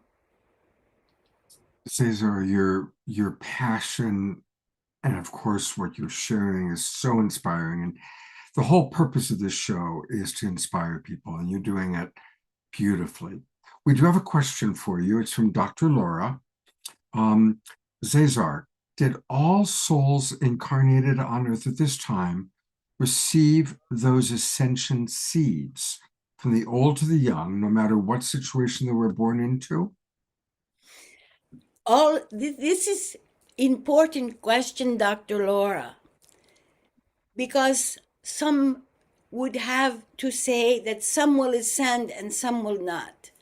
That idea is still in the old paradigm of polarization and dualism. So I say to you, yes, all souls pass through this curtain, this fabric of the seededness in their DNA. Now, some are slow to uptake and bloom the seeds, as you know, but all souls on earth have a flicker of this lighted seed.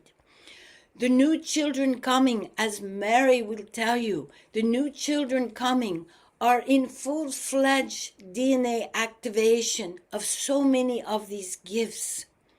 And they will stimulate, they will produce what I call etheric enzymes, which they will emanate. And many of you already do, who have had awakenings. You disseminate these etheric enzymes that go out and will begin to trigger the seeds in other humans, even humans who seem to be the densest.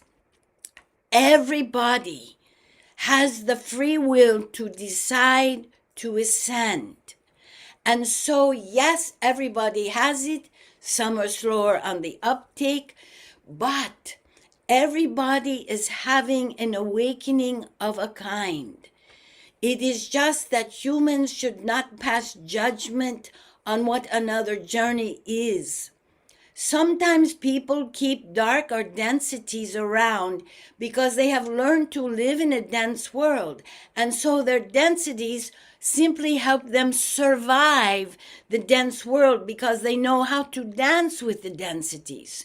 Once the light begins to take over, those survival tools will begin to dissolve. And as they dissolve, they will give room for these seeds to begin to bloom in everyone on earth. And that is the new dawn. And for many of you, it is already happening. Beautiful. Thank you very, very much. Eleanor Joy writes, Cesar, thank you so much for this inspiring and loving message. DR reminding us, writing what you wrote, light is the vehicle, love is the passenger. We love that. Thank you so much for being with us. Thank you for your inspiration. Neil, is there anything you'd like to share or add? No, just gratitude, really. We had a 2-hour conversation this morning with Cesar, and I feel that that quote that you just said, light is the vehicle, love is the passenger, that just like made me have goosebumps all over my body. So Cesar, thank you for coming down at this time. Thank you for choosing Marilyn, your relationship, and your, I feel like the transmission was a shot of espresso. Just a infusion of energy, seriously, especially this late at night over here. Like, I just felt that energy, and your passion just carries over, and it's a reminder of why we do this. Because honestly, sometimes there's a lot of mundane tasks involved in the work that we do. Well, I do at least. And hearing things like this are just reminders of why I'm here and what I'm doing it for, and just reinvigorates me. So, Cesar, Marilyn, thank you so much. Hey, I just have a quick question for Cesar. Are we expecting an uptake on the energies as we move into 2026? What can we expect? So I will tell you this. So much has been laid out, so much help from the higher realms, so many signs from the astronomical and the galactic realms have come into Earth. So many have awakened. 2026 will be the year of total manifestation.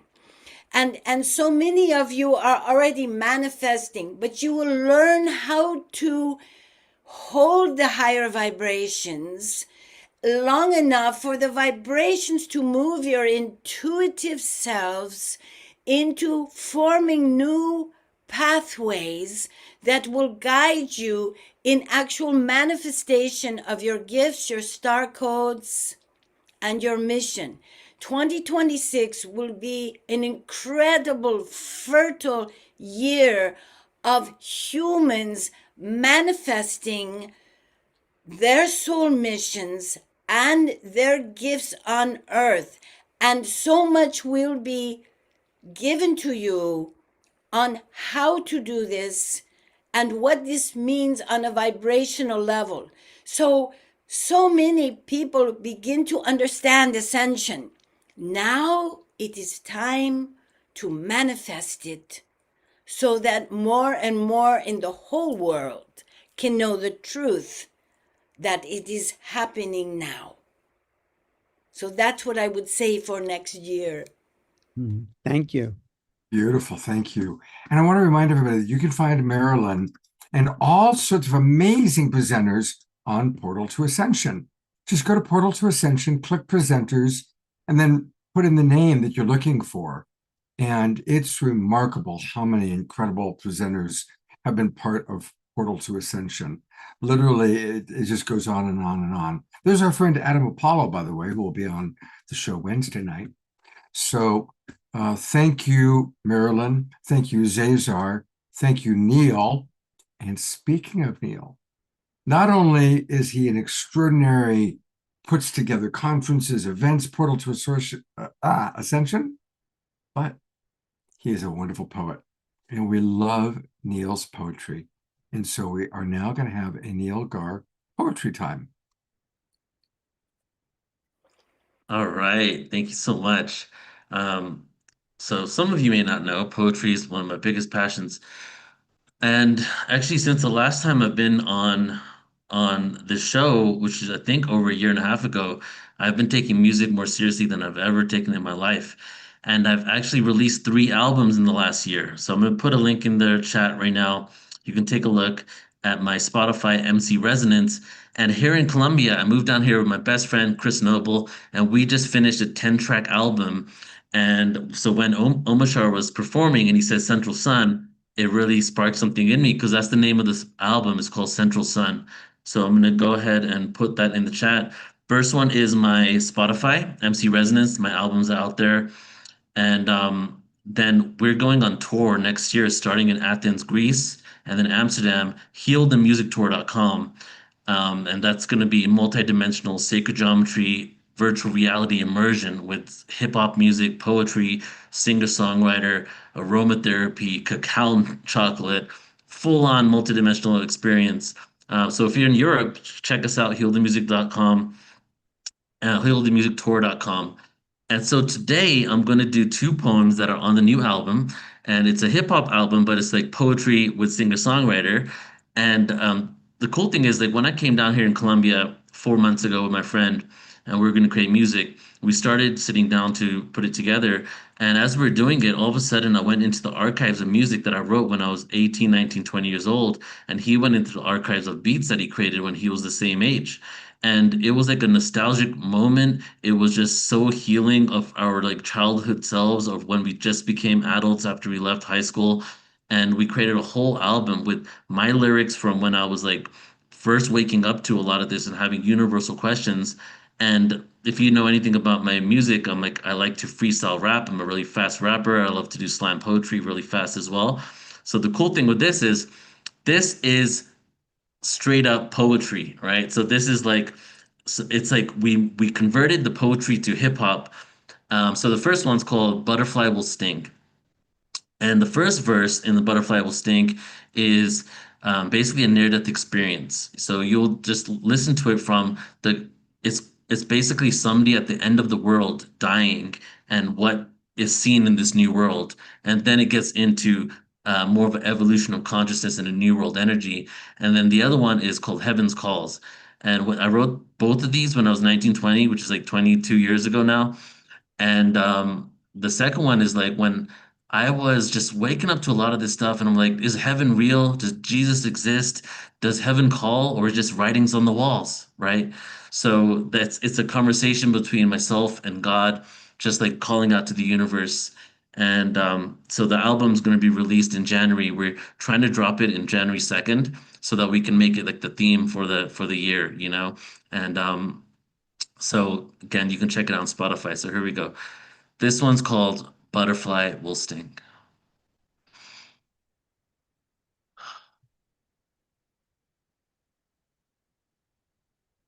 I can feel the creeping poison.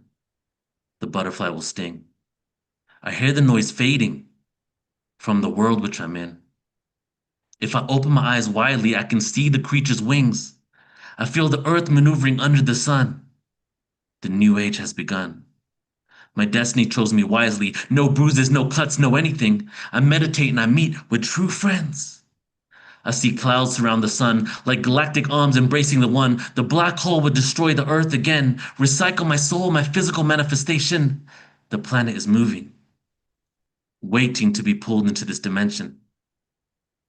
No pity for this world of men at insurrection's end, knowing that this chapter is over. It's time for the resurrection, once again. A stone throws away, contaminate, vain way to exercise brain. Different time, same day, fade away, fame will play a modest role. Stumble and fold, the scriptures told, masses in societal organization, embrace the revolutionized desolation, anarchy from control, peace from communal ambition, perishing souls.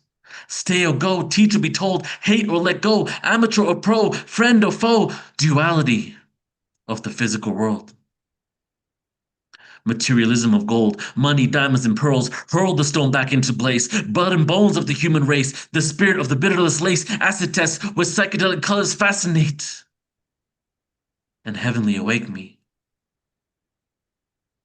Ultimately face me as I morph the face of the humanity. The butterfly will sting. The butterfly will sting. The butterfly will sting. But it's just a temporary thing. Let's all take a deep inhale together. All right. This one's called Heaven's Calls. And I had the opportunity, I went to a conference called the Channel Panel in West Virginia a few weeks ago. And we went to an open mic and randomly had a live band playing behind me. And we got a chance to perform this. It was so impromptu. And this is going to be our first single that comes out. Heaven calls from beyond the waterfall. From a twinkle in the eye to a man standing 6 foot high, heaven calls from beyond the waterfall. And I admittedly let everyone know I'm lost. Words, action, thoughts ingrained in my brain, all I wish to be superficially sane again, like these ants in the world. Living, loving, talking, engaging, eating, walking. A bowl of grain that was picked by someone less fortunate, maybe in sunshine or rain. Heaven calls while I drown in the waterfall. And I beg for forgiveness from all. From when I was small, I believe there was more to this planet, this universe, but they're only black holes. I realize I know nothing at all. Heaven calls, or is it just writings on the walls? Scriptures, prophecies, laws that make us think that we're not alone in this planet, in this universe?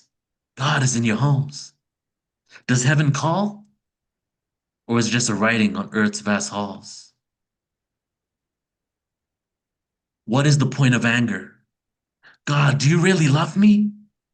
Forgive me when I'm on my knees, begging God, please hear my cries. God, please tell me why I can only use a part of my mind until the moment I die. We are immaterial in a universe where only one world with billions of other races for your control. Why is my relationship with you so personal? How come I can see you in full form, right in front of my eyes, telling me all superficial existence is a lie? So find your own meaning to life. And when you die, I will hold you by my side explain to you the divine that you cannot apprehend in a world of science.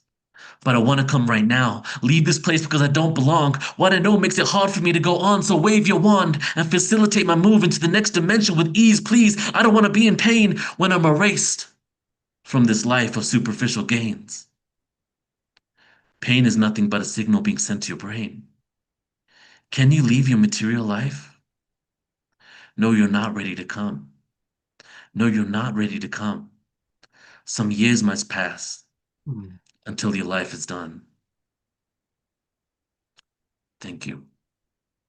The next part's the chorus. I don't have that. I can't sing, so thank you guys. Let's do some beautiful twinkles. I just am always blown away by your beautiful wordsmithing and the passion. I tell you, we have a lot of passion tonight between you and Cesar. It's a passionate night. Thank you very much, Neil. Thank you, brother. And please put into the chat box where people can find you on Spotify. Yeah, so put the link there, MC Resonance on Spotify. Find it there.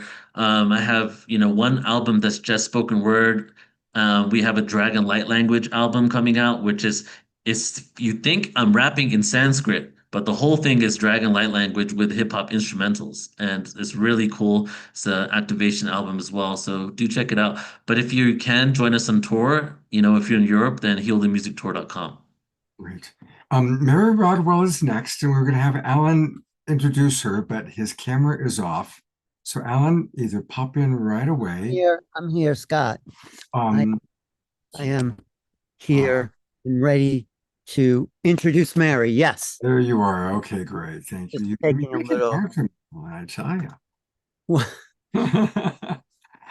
anyway, I do really think Mary, as we've been saying, holds a huge place in the not just disclosure, but the validation of experience, the validation that we exist beyond this time and space. Interviewing, talking to these young kids, which is her work, about their experiences, about remembering the places they've come from and the planets, and validating, like Cesar said, her interest is a validation that there's a truth going on that we can learn from these kids, and they have a lot to teach us about who we are as multidimensional beings. She has a chapter in my book, Making Contact, where she goes through all of her research, not all, but a specific point where she's talking to a lot of these kids, and they're talking about these multidimensional awarenesses they have. So Mary, I know your work continues. I know you're breaking ground in new areas, and I'm looking forward to hearing actually what are you working on now? Where does your work take you? And how does the new humanity look for you, Mary? Thanks for being here. Oh, thank you, Alan, for that and your kindness in what you're saying. Well, my work developed into looking at the children simply because I realized that many of these experiences that individuals have often meant that it was a family affair, that it wasn't just, mum or dad, but it was often the children. And that intergenerational link became more and more crucial because the parents were often, when I wrote my book Awakening, it was the parents saying, but I think my child is having experiences as well. And, I'm often fearful for them, worried about them. How do they best help them? All those kind of things really expanded my work into, well, what can I offer to help the parents help the kids? And that was ultimately developed into the book, The New Human. Because what I felt with the children was there were no old programs, no filters, no old belief systems that got in the way of the integrity of their experience. And time again, they blew me away. For example, one young 9-year-old, I was speaking to his father in the States about his experiences, and the young lad said, can I speak to Mary? So I said, well, I'm quite happy to speak to you. Why do you want to speak to me? And he said, well, it's because of your frequency, was how he introduced himself. And I said, oh, okay. And then he proceeded to tell me more about who he was, why he was here, his understanding of his role, his mission, his purpose. And the interesting thing for me was often these children did not have the same concerns or fears that their parents had. And they were very much more in control of how they understood their multidimensional reality. For example, they would quite openly talk to me about some of the experiences. And I always remember one 8-year-old, again, her mother was speaking to me and she said, "I want to tell Mary about what happened a couple of nights ago." And I said, "Well, I'd love to hear what happened a couple of nights ago." And she said, "Well, I was on a spacecraft. They were showing me how to drive it, which star systems to go to. And they took me to a planet where I learned some abilities," she said, like how to levitate, how to use my psychic abilities. And she said, and then they took me to a spacecraft. And there they were showing me how they altered different DNA in different species. So they create new species, which they seed other planets. And again, this is what's really important here for anyone wanting to know how that is. Most of these parents, in fact, I would say all of them, have never front loaded their children about their experiences, never talked about it.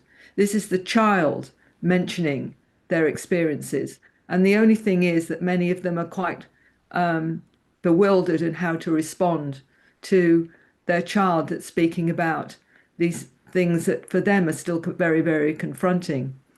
And one of the things that I'm often asked, and I found when I wrote The New Human, I was expecting it to be only something that the weird and the wonderful community, whether it was the New Age or metaphysical community, might read. I certainly didn't expect clinical psychologists to read it and educators to read it and a wide variety of parents to read it, and telling me how they're recognizing these children, no matter where they come from, in terms of what we call mainstream society, and saying, what do we do about someone that's talking about their experiences when they're 6, 7, 8 years old, talking about the fact that they're a hybrid and explaining why they believe they're a hybrid, for example.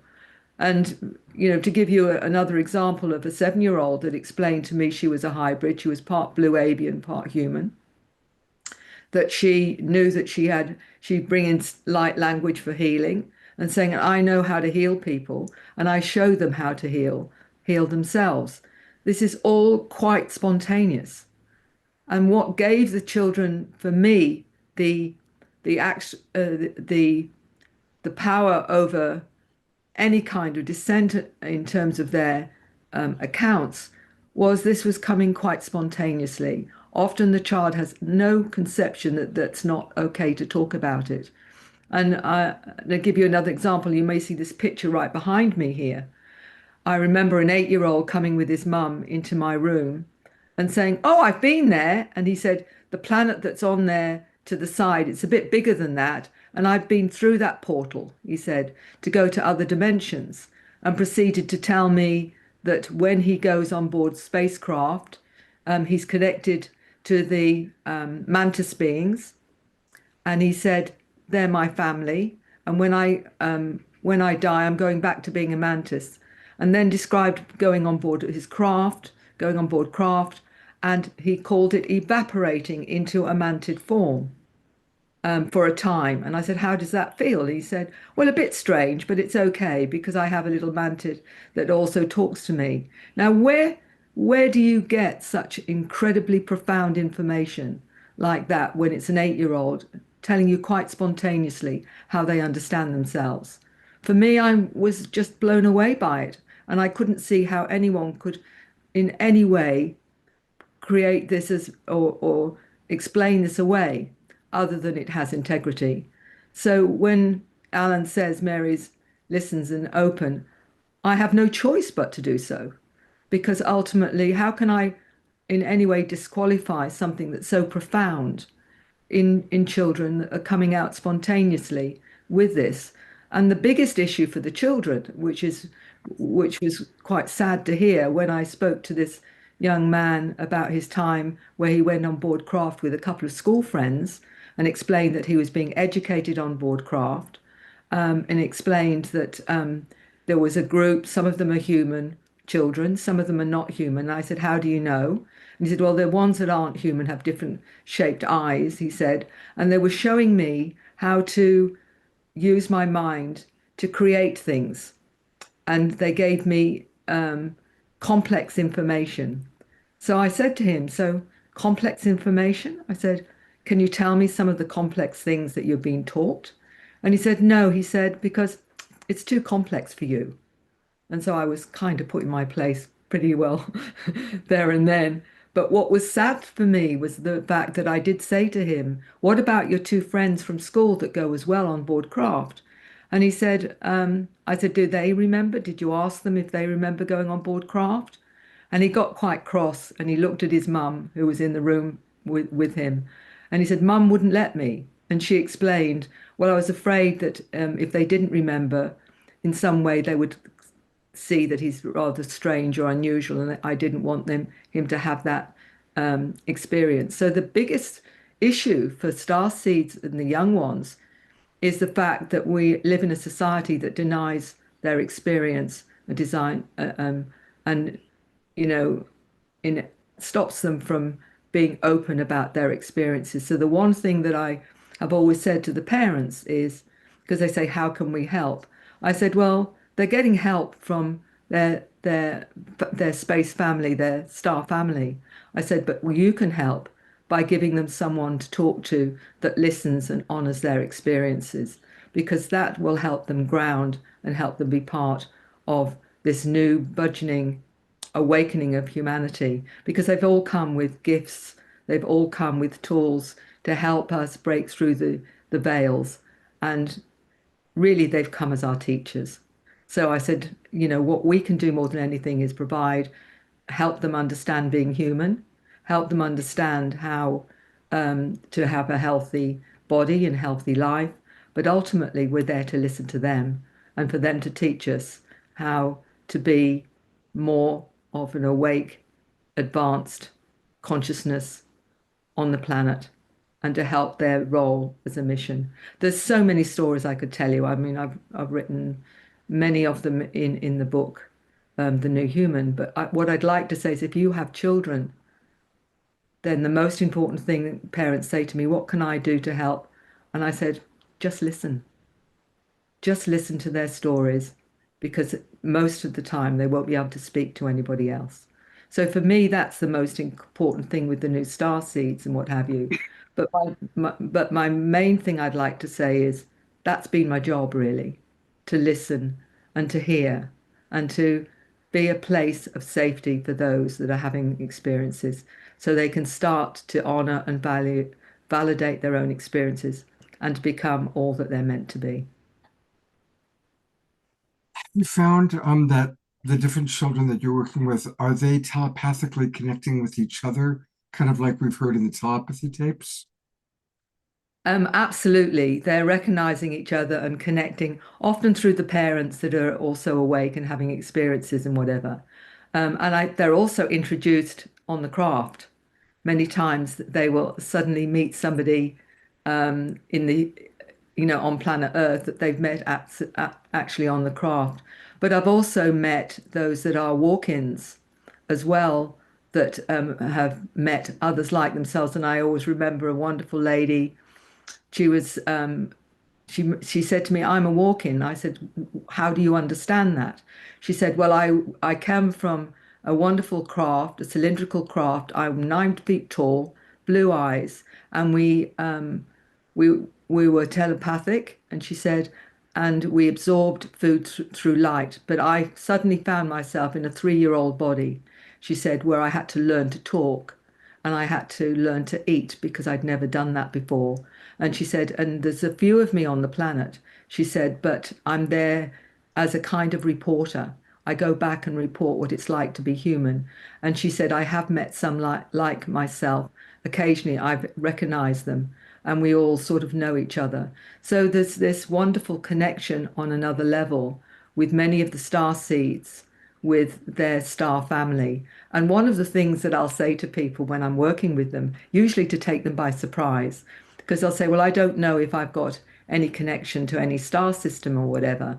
And I'm saying, but do any of them ever, come to mind when you're thinking of stars? And they'll say, well, Pleiades keeps coming to mind. And I said, well, what do you think that means? What do you think that means? The fact that that's the one star system that keeps coming to mind. So a lot of my work now is helping the adults to remember who they are and to remember that what they've come for and to gain confidence in their skills again, their multidimensional skills, so they can start to trust themselves and become fully multidimensional again so that they're in harmony with their physical selves. So for me, the most important thing with that work is giving people the encouragement to realize that's been with them all along, that it's been suppressed or it's been programmed out, and to remind them it's all there and that's all they actually need to actually be fully human. God bless you for the wonderful work you're doing. A lot of wonderful comments in our chat box. And I want to let people know where you can learn more about her. Her website is her name, maryrodwell.com.au, because she is in Australia. maryrodwell.com.au. And is there anything you'd like to make sure that our audience knows in terms of your offerings as we look at your website here? Well, I do hypnosis as well to help people recover missing memories and whatever. So my work primarily is helping people to connect the dots to their own mysteries in their life and to gain confidence in their multidimensional abilities, to realize the best guru they can have is themselves, and to start trusting their own truth and their own resonance to truth. That you can have as many gurus as you like out there, but no one knows you better than you. And if I can help you trust in that part of yourself again, then my work's done. Beautiful. And you do work with people by Zoom, yes? Yes, absolutely. Hypnosis and all altered states can be done extremely well over Zoom. It doesn't matter where in the world you are, as long as you can speak English. Fantastic. Neil, anything you'd like to add or share?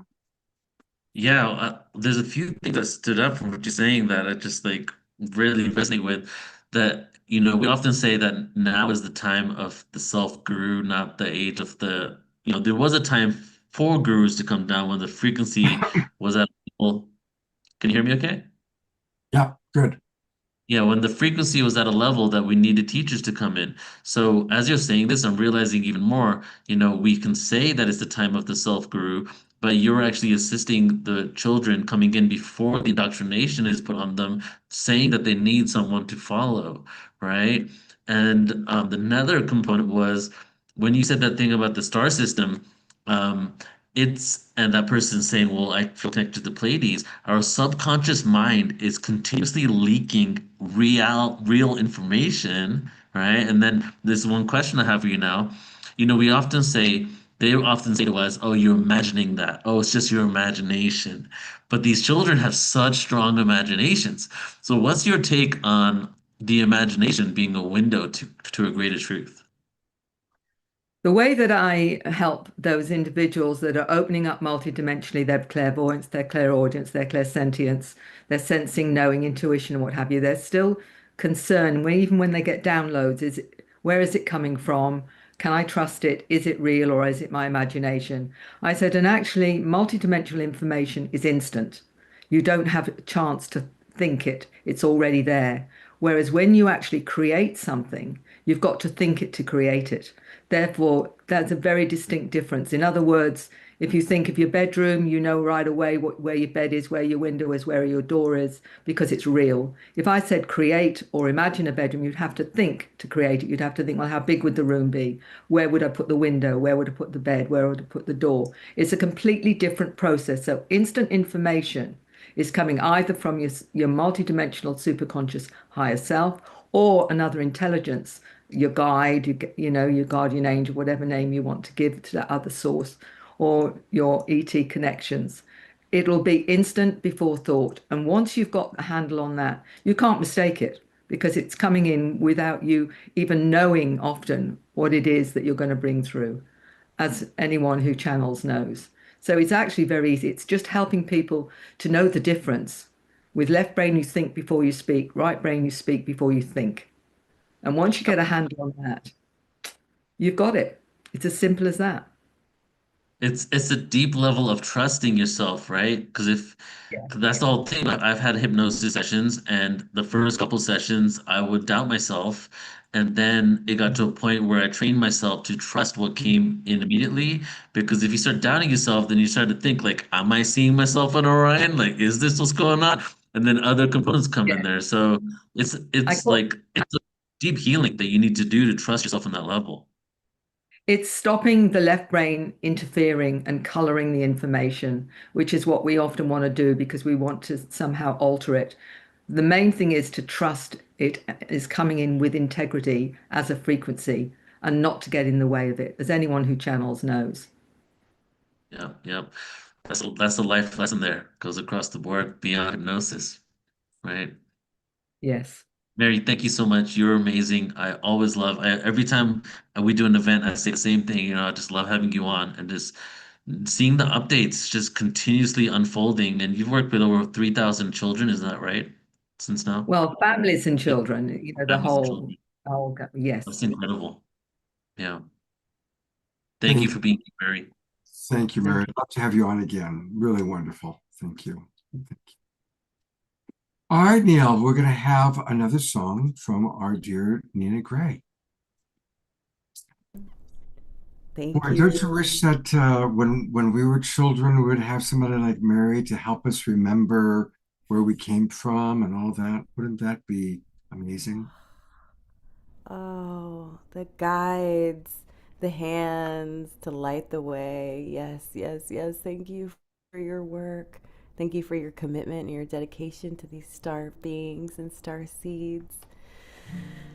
um, yeah, this has been the first year where I've shifted from artistry to a artist in residency program in a nonprofit working with a foster teen youth population, and often the crucibles that they have experienced open them up to so many dimensions of consciousness through that contrasting experience very young. And uh, it is such a joy and an awe-inspiring experience to see how lit up they are, and how easily they take to new information and expression of their consciousness, their life force, and yeah, just they exist as pillars of reminders that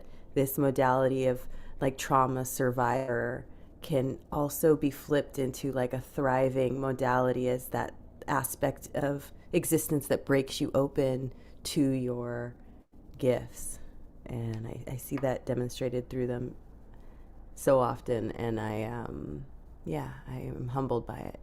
Mm. And so I look forward to learning more of all of the beautiful ways that you're working with children, Mary, and thank you for your service. And thank Neil, you for thank the you work for you're doing, Nina. What's the age range of the foster children that you're working with? 12 to 19, and it's a residential treatment facility, so there's a lot of modalities of support on site. And the organization Child Center, the nonprofit here in New York, they deeply believe in the transformative power of creative arts and art therapy as channels, vehicles for expression and healing. And I love that they are so willing to pour into that aspect of self-actualization through art therapy and expression. And I'm really grateful to play in that space with the kids. And I know I learn a lot more from them than they get from me, but I love the space that we get to create. And yeah, and in spaces of creation, Neil, you shared a poem derived from a song, and I have a song that was inspired by a poem that everyone on this in this space has probably heard before. The Rumi, out beyond ideas of wrongdoing and right doing, there is a field. I'll meet you there. Where the soul lies down in that grass, the world is too full to talk about. Ideas, language, even the phrase each other doesn't make any sense. And this song is called I'll Meet You There.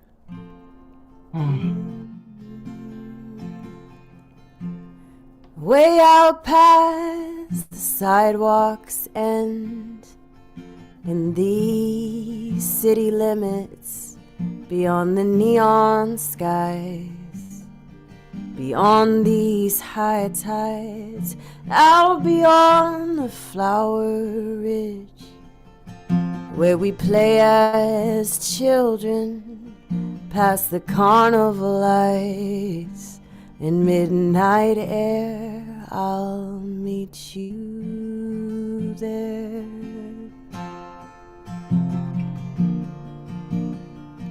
I'll meet you there. Is my voice still low or can you hear it? You sound perfect. Way out past the rolling creek, in these busy city streets, beyond walls and ceilings, beyond words and their meanings, past stories of old and lands discovered, past valleys and galaxies, science and numbers, beyond the yellow brick road, beyond Atlantis, past fields of gold in every planet, past these satellites, beyond the rainbow, past everything we think we know. I'll meet you there.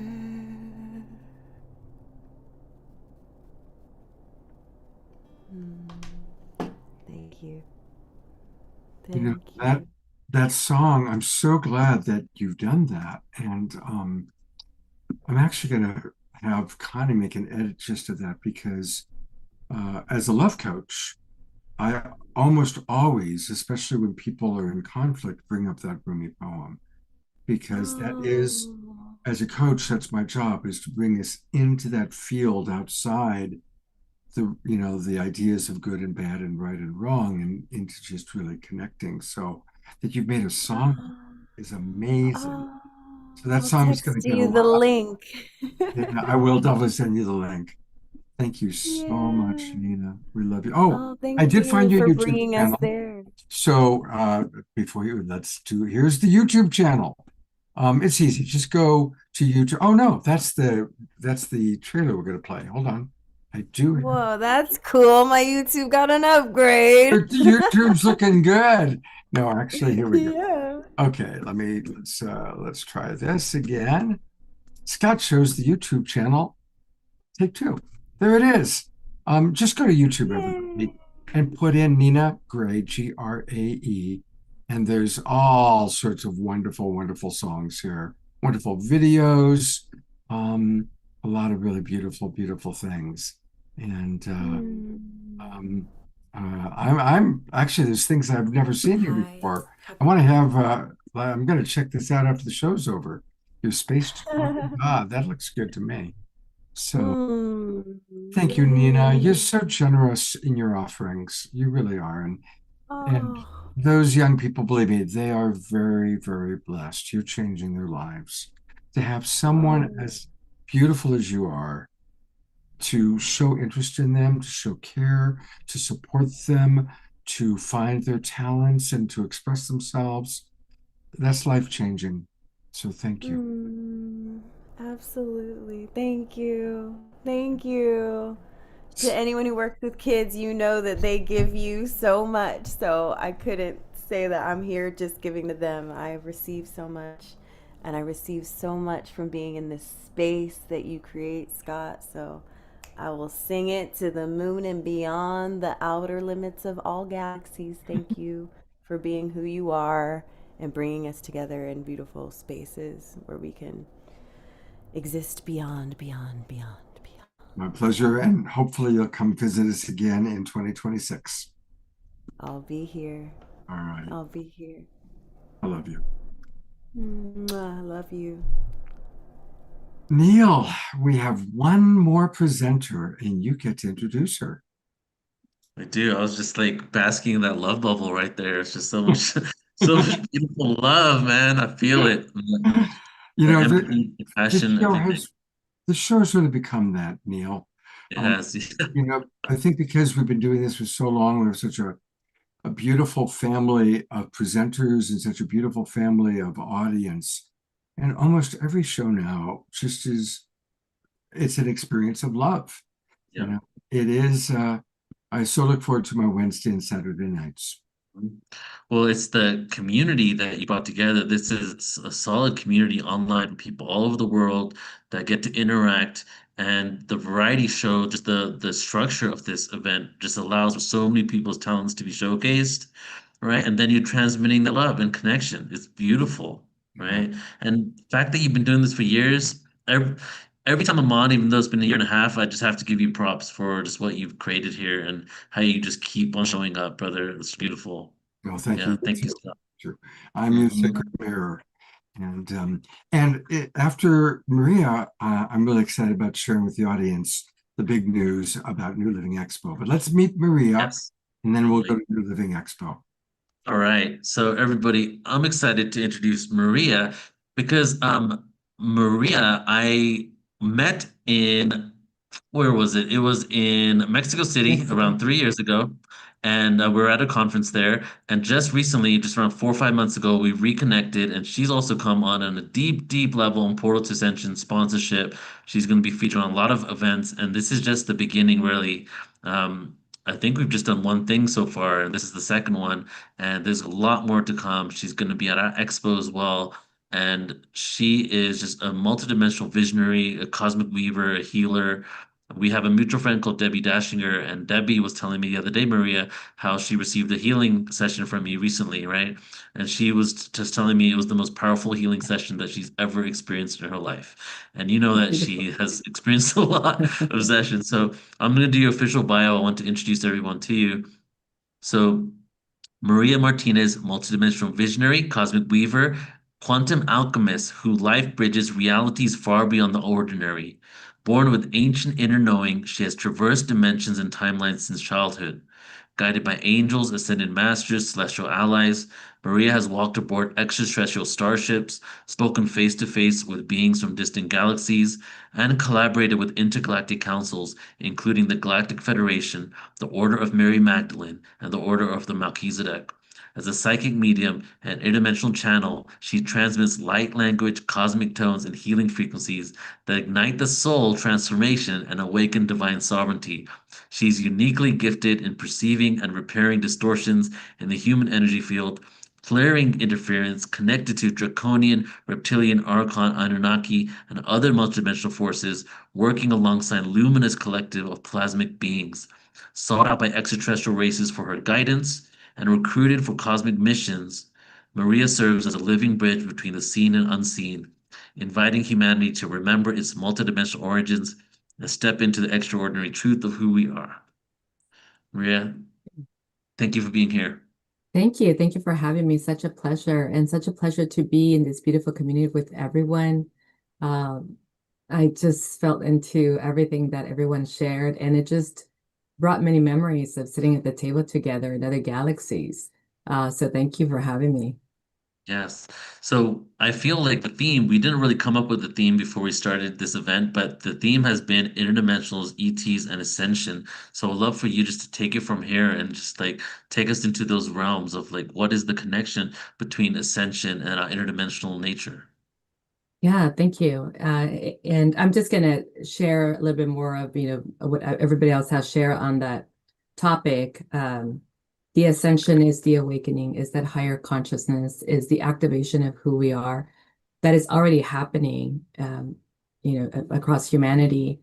And it's happening as humanity is stepping into that place of sovereignty, as well as other interdimensional beings that are coming in to facilitate that.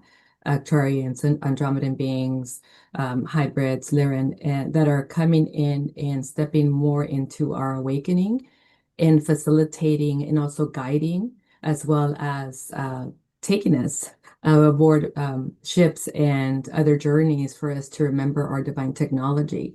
And as we do that, that is the ascension. That is us stepping into the higher Christic, being that we are, and unlocking the codex that is already within ourselves. And in doing so, we are, radiant and brilliant light, or we're the radiance of that awakening and that consciousness for those that are coming in, those that are ready to, and those that are, at that level that are ready to step into the next level. I work with the beings, luminous beings of light, who are guardians, architects, blueprinters, protectors, who are, in the corridors holding the light and guiding, protecting humanity. And I work with humanity to free them or allow them or facilitate them stepping into more of their freedom, liberation, sovereignty, their free will. And in doing so, that's how we're bridging the consciousness of the true self and who we came here to be, and everything that we are and everything that's available to us, including that knowing and bridging that gap to the higher aspects of ourself, and continuing and even accelerating the ascension, or our own ascension and ascension for humanity and for Mother Earth. And as we're participating in this, what's happening is that in that acceleration and more starseeds coming in, we are also facilitating the knowing. So less of that victimization, less of the karma, less of the cycle of reincarnation, which is very powerful. And the more we say yes, the more we embody, the more we transcend, life gets easier. Yeah. So we are here to know who we are. We're here to activate the deepness and technology and everything that we are as a crystal being. But we're also here to manifest our divine light as contributors, as influencers, and to live a fulfilled life. So part of also what is being highlighted is that, yes, we are ascending in this area and we're accessing all of that. And that's accelerating. But what's also accelerating is our level of manifestation, and our level of fulfillment, our level of contribution, our level of impact, our level of joy, our level of happiness, which again revamps or creates that powerful movement to continue, accelerates the powerful movement to continue in that acceleration of ascension, and also accelerates the consciousness and releasing any veil or what's left of that veil for the rest of humanity. So it's, this work that we're all doing is very beautiful and very powerful, and there is more flow, and we can move into that expectancy and certainty of that flow that is. And it's also like a catalyst and activation for what's next, meaning that some of us feel like the subtle upgrades and the subtle shifts that we're moving through very deeply because we're very sensitive, and some of us just feel like kind of little bumps in the road. But it's happening. It's happening that we're moving through this field. We're moving through the multidimensional fields, and we're collapsing what no longer serves us. We're collapsing what's pain and what's suffering, and we're moving into a state where we're no longer going to have to go and retrieve what's in the darkness, because we're going to move, or we're going to expand our light into releasing that and healing that from the now, instead of having to go into the darkness to release any entanglement and attachment with it, so that we can continue to be in the light and create life easy, create our ascension being easy, create the contact being easy. Moving into that certainty and moving into the awareness, moving to that expectancy of I am, and I am that supernatural being that I am. I am the divine being that I am. I am the core star, the central sun. I am the eternal flame. I am the infinite oneness of who I am. And that is already happening. So, celebration for everybody, celebration and deep gratitude for everybody that is holding that space and already stepping into that and is holding that light for everybody else. Beautiful. You know, you're sharing about karma and reincarnation and darkness. I'd love for you to just go deeper into that. What is the darkness? How does it connect to our karma? Because it seems like that there's some overlap there in regards to karma coming back and maybe going into a world of amnesia and having to confront the darkness. And how do we move from that and get into a place where we can? I think you said something about taking the experiences out of the now moment rather than having to delve into the karma and delving into that darkness. Yeah. So we are here now, right? And in this moment of now, we can choose to complete. We can choose to hold the light. We can embody and move into the divine I am. And as we hold that divine I am, we're creating that awakening. And as we create that awakening, we're actually opening up those fields, those timelines where it is the opposite of that, where is the darkness, where it's in darkness is where we're still suffering, where we're still in lack, where we're still in scarcity, or where we're being victimized or playing the victim, or where something else, there's an interference that is holding us there. The more we hold that I am, the more we're restoring back those fragments of our light that have been lost. And what I said earlier about just choosing it and then holding the light instead of having to go back. And this is also different for me because I my earlier work, especially during my childhood years, because I was born awake and I started spirit retrieval, soul retrieval at the age of 5 or 6. So was going into the deep dimensions, lower dimensions, and restoring spirit fragments. So that has also evolved for me. So the work that I do now, instead of feeling like I need to retrieve that part of myself in order to heal that part of myself, we hold it in the now as the luminous being that we are. We hold it as the highest version of ourselves. And we connect to that instead of having to go or feeling like I need to get this in order to be whole. We hold the wholeness and we hold the completeness now. And we shine a different light, or we shine the light from here instead of going to retrieve it. Because what happens a lot is I need to get that part, I need to retrieve that part. We stay in that cycle of I need to fix that, or I need to get that, or I need. So we release that attachment, and we release the attachment, then whatever is holding us there, which a lot of times are the entities, demonic beings, they have no more thing or energy or emotion or thought form that they can attach to. Wow. Because we're moving that into completion. Yeah, yeah. It's so interesting what you're saying right now. It resonates so deeply because, for so long I've done soul retrievals. I've read books about how different avatars like Yeshua and Buddha came in with more fragments of their soul, therefore they had more awareness. And then on some level, one day I was thinking like I'm just going through loops here because I'm just always looking for to retrieve something, but if everything is all frequency in God and consciousness at the same time, technically we're all whole all the time. Yes. But we have like a virtual reality video game, for lack of a better term, where Mhm. we've created a program that looks like we have to go and achieve things, not realizing we're the code, you know? Yes. So it's like, so that's what the movement is right now, is right. So it's Yes. so beautifully said. So we're moving into that. So how can we shift our perception from that outdated system of like always needing something else to knowing that? Yeah. Well, one of the things is first to realize, right? Once you say yes, and then you realize this is what's happening, and this is what I was choosing, and this is what I believe in, then, so I'll step back a little bit. The way I work, and the way I see everybody is as a multidimensional being. So we work the mental, emotional, spiritual, physical, and I see the soul and spirit separately because of the work that I've done since I was a child. So we engage all of those parts. So we connect to all of these parts, and locate where this thought form is, where this energy is, where the attachment is, where the belief system is, where the emotional wound is across the bodies. And once we can locate them, and then we can shift the light, the frequency within them, it begins to dissolve, and all these bodies, they remember.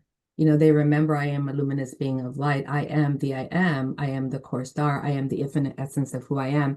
And if we can continue to hold it, and we can catch more fragments of that were there, we've been here many lifetimes. So there's many parts of that, but instead of always being in search and discovery, then we call them to here and the now. We call them to here and the now, and then we keep moving forward instead of going back and then bringing them here. And as we look at the energetic body, as we look at the soul body, as we look at the spiritual body, as we look at the mental body, and we can identify this is where the fragments are. And ways of identifying that, because you asked me about karma. Karma, is any level of trauma or any level of story that we're holding in our field. So what is playing out now? So if I were to live my most fulfilled life right now, what would that look like? And then we look at that and we look at where we are and we look at what's the disparity, what's the separation, and we can identify what we're still playing out with that level of trauma or that level of belief system or that level of story that we're playing out. And then that's where we shine the light. That's where we bring in the wholeness and the completeness. That's where we shift that into the I am in this momentum now and bring in that higher frequency of who we are to begin to dissolve those old crystals that are there. So you're saying that you look at where they are and where they want to be in the wholeness and what the disparity is between those two things in order to bring light into that. Is that what you're saying? That helps someone become the I am whole and complete now, rather than I need to pull in aspects in order to become whole? Yeah. So you look at your highest desire or your highest vision, and then you embody that. So when let's say that your part of your vision is to step into the highest version of you and access certain technologies to create a certain level of impact that maybe you feel like you're not quite getting that. And you look at, well, how do I embody that aspect of myself? And this is where I am. And you look at the disparity. Maybe the disparity is I still have to work harder, or I still have to get more teaching, or I still have to do more sessions with somebody, or I have to wait a certain number of years, or I have this old wound in myself that doesn't allow me to believe in myself, or the story is that it takes a certain number of years.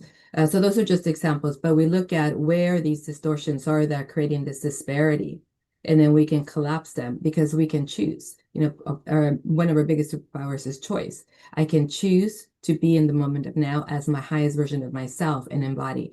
And then the second part, and the key, is to embody that higher version of yourself and that higher reality, because that'll begin to move you into that place. So instead of trying to get there, you also bring that to the now, and you move into that alignment in the moment of now. So that in itself will begin to collapse certain things. Other things you may need to spend a little bit more time or just tune into a little deeper into where the layers are. And then you move those into the now as well, into the highest version of you.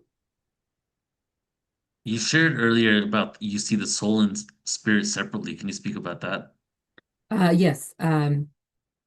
So when I work with individuals, and this started very early on in my childhood, the spirit, it travels anywhere, can go anywhere. And many times, because they're intertwined. When we don't love ourselves, when we don't accept ourselves, when we don't believe in ourselves, when we don't trust ourselves, when we're still moving to the trauma, the spirit can get trapped in places because it starts to diminish its light because it's so connected to our belief systems. Although there's a remembrance, part of the work that I was doing when I was younger, well, I still do this now, but this is how it started, is that I would find those parts of the spirit that were in other dimensions or timelines. And then the how we retrieved it was awakening the spirit to its infinite self. So helping it connect back to its core star or its light star, and helping it remember that it is infinite. And there was a process to that. Otherwise, we wouldn't get trapped in different places, right? So there's something happening with the spirit in that separation, or in the separation of the wholeness, in the misalignment, that allows it to get trapped in places or to get stuck in places. So I discovered how to work with the spirit in that way. And the soul, what I discovered, that it was more connected to the physical self, so if you can imagine, your home, your temple, the light on is your soul in the house. It doesn't really leave. Once it leaves, there's no light. It's what keeps the lights on. And because I do a lot of health work or energy medicine around health, I work with the soul as well in their connection with spirit. So first separate and then together, reintegrate them together. So the soul can become dim if the spirit is not there. And again, the spirit can go in and out, but if it gets distracted or if it stays out or if there's some trauma involved, it doesn't often come back right away. And then it doesn't come back. It's still connected. So this is part of, the retreat work that I do, and finding it in all parts of it, and then bringing it back.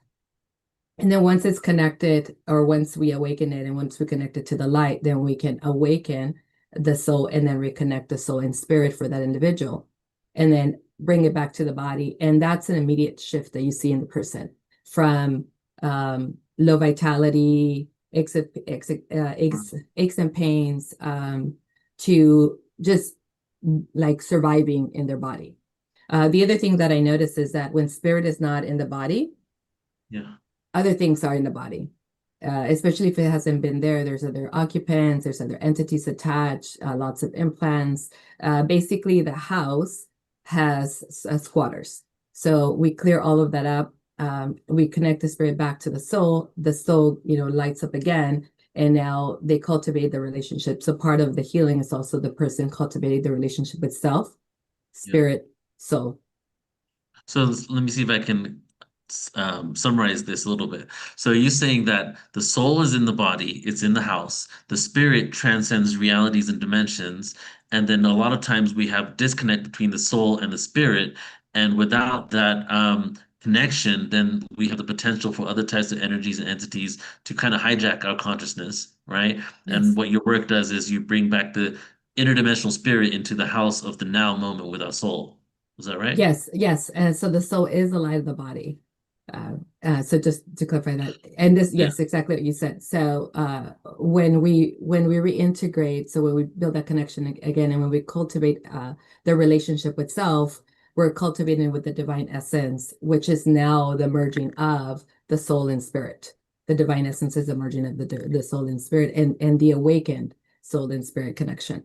And that begins to eliminate and create the vitality in the body, as well as fortify sort of the field that doesn't allow or that will prevent or reduce the attachments, because we're more present, our light is vibrant, we're occupying the house, we're occupying the mind, the center of the head, we're occupying the heart, the power center, we're living in the house, we're fully taking ownership of the house, the temple. Would you say like a lot of our belief systems, whether it's lack mentality, lack of self-worth, self-hatred or whatever, are based on these attachments or on this disconnection of the soul? And then when we have the spirit and the soul reconnected, then we just have a greater understanding of who we are? I would say there's a high percentage of our suffering, a high percentage of our disconnect, a high percentage of us not living our life is connected to interferences. And they're multidimensional interferences. That they're in the body, they're in these dimensions, but then they're also in the higher aspects of ourselves, or could be in the higher aspects of ourselves, or creating the separation from us connecting to our actualized Arcturian or Andromedan essence of who we are, or other beings. So they create that separation and almost cut off that consciousness, or access to higher consciousness. So how do we go about doing this then, this connection? Like I know you do this modality. Are there tools and techniques that we can utilize to clear these attachments?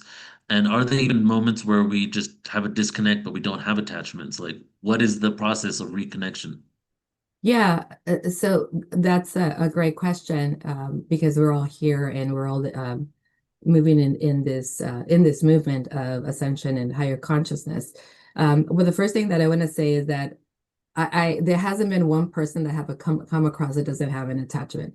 All of us have some level of attachment because we've been recycled into the reincarnation. We've lived many lives, and we had different levels of trauma. And sometimes that trauma is plugged into or connected to other beings.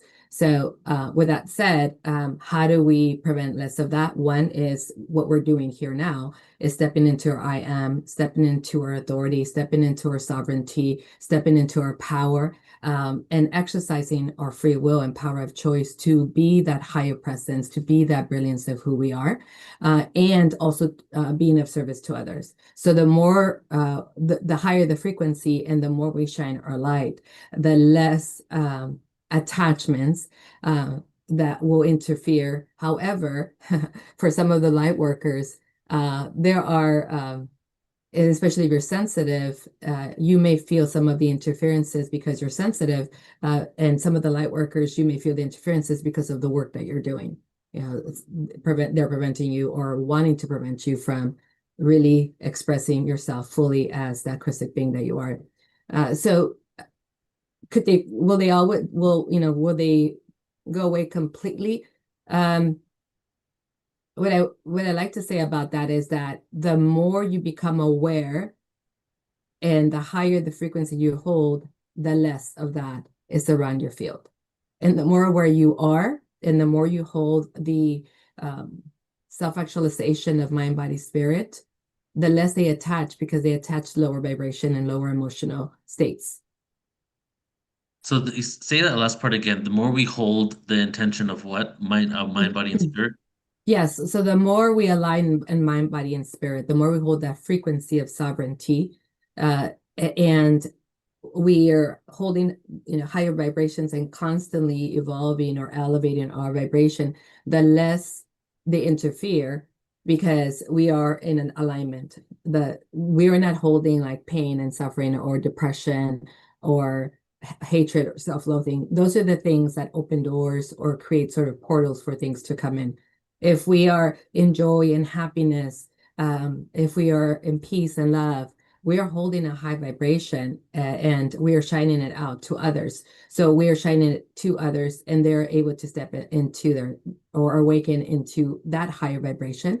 And we, in holding joy, happiness, we're also sort of creating that boundary around us. So to get practical with it even more, because everything you're saying is actually very grounded and practical, which I love. But you said alignment, mind, body, and spirit. So would that be literally taking care of your mind, meditating, doing things to calm yourself, taking care of your body, exercising, going for a walk, and then giving your soul the things that it needs, right? When you start giving the things that you really need on all those levels, then you're able to emanate that love frequency. Absolutely. And I think the mind plays a big role, because the mind also directly connects to the vibration that you're holding and the frequency. The thoughts that you're holding or the thoughts that you're entertaining are very important. So catching yourself, because you can meditate, and then if you step out the meditation and then you get triggered or you get into an argument, you kind of cancel that out.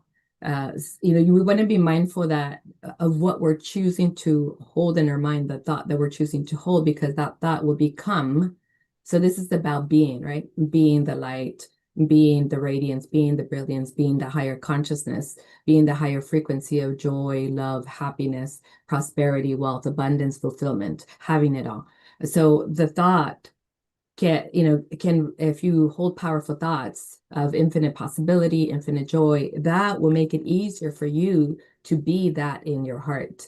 And especially if you're using the other techniques of meditation or practices of meditation, of mindfulness, taking time for yourself, and being of service to others. Is there, and well, I guess we'll close out after this one here, but out of all the tools, right, all the types of meditations, with this modality in specific, in order to bring our souls and spirits together, are there certain types of things that we should do? Is it breath work, sitting for 5 minutes and doing a specific type of meditation, or does it all pretty much lead to the same thing, or are there some that actually are probably more potent? I feel like they can all lead you to the same thing, with the intention of reconnection, holding the light in the center of the head, seeing yourself as the light, emanating the light throughout, holding the light in the heart space, especially in the high heart, and seeing that vibrating out, holding the light in your power center, because you're connecting your connection to source. You're connecting to your soul, the seat of your soul. You're connecting to the seat of your spirit in your power center, and moving that through your whole body, and then expanding that beyond your body. And as you do that, then being there in that stillness, seeing yourself first, bringing it in intentionally, experiencing it as it expands through your field, and then holding it as you are. So that is I am. And as you hold it, and if you hold it for 5 minutes the first time, and then for 10 minutes, so it becomes your natural state of being. I am the radiance. I am, the frequency of who I am. I am the eternal flame. So as you hold that, and the longer you hold that, whether you start by meditating, but you start through breath work, however you start, but holding the light within yourself as your truth, as your certainty, as the expression of who you are, as your natural state, that elevates. And I can already feel some of you like clicking into that and feeling that expansion and elevating through that. So that's already clicking in for all of you. It's a very easy practice that you can do, but any practice long enough, especially in the I am, in the beingness, becomes your natural state. And then there you are. And then from, as you continue the practice, you hold the frequency. The next time the frequency is higher, the next time the frequency is higher, and you're constantly elevating yourself. And what that's also doing is also expanding your state of consciousness, giving you access to more and more, opening up your channel, helping you connect to the higher beings. And in that practice as well, everything else that is not the light is dissolving around you.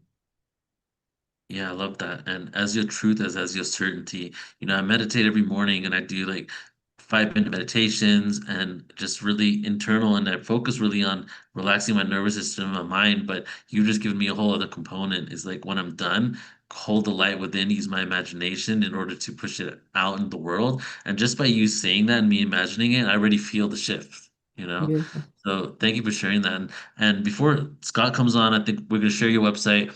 Are you open to doing a 2-minute visualization for us where we can do that Yeah, together? That'll be absolutely. We awesome. can do Sure. that practice. Should we do the practice first, really quick? Yeah, okay, beautiful. Oh, I love this. Thank you for allowing me to do this. So let's go ahead and take a deep breath and we'll close your eyes.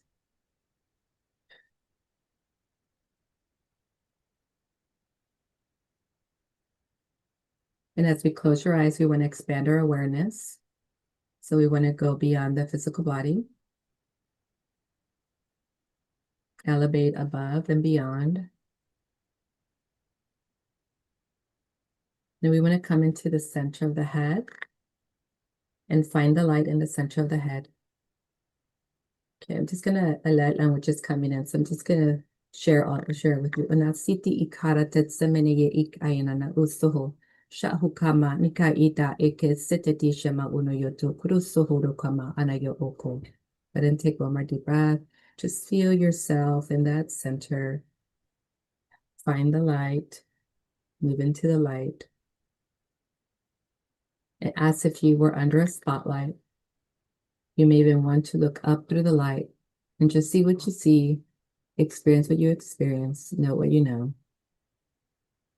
Whatever it looks like, it's perfect for you. Go ahead and take one more deep breath. Masitana it arate sehe ko mashoka itayoko ukatsitene shehe ikayenese umashi inaya oka. Go ahead and bring yourself into the high heart, finding the light, settling into the light. Nasita rete ke sehe te kajama una yutu ukayo siti. And feel the light expanding throughout your heart space, shining brightly through the front and the back. Kyatsana nashia masete yinakara tatsara ukayoko ukasenegete. Beautiful. You may start experience yourself as the luminous being of light that you are. Take one more deep breath. Bring your awareness, your attention to the power center, and notice the pulsing light already there, waiting, expanding. And see it expand through the front, through the back. Yapuna hana niaka ika nikite sehiti ukashuaha ka atsene yeshi ukamesete shitaranatsa ukayo. Now take a deep breath. We're going to begin to expand the light. Bring your awareness to your sacral area. Finding the light there, the divine feminine, the divine masculine, yakatsa, your creative nature, apitse, nike ik ayoko, utsana mauta. Mauta kati ik ikineye ik at sahuna satate ishahati.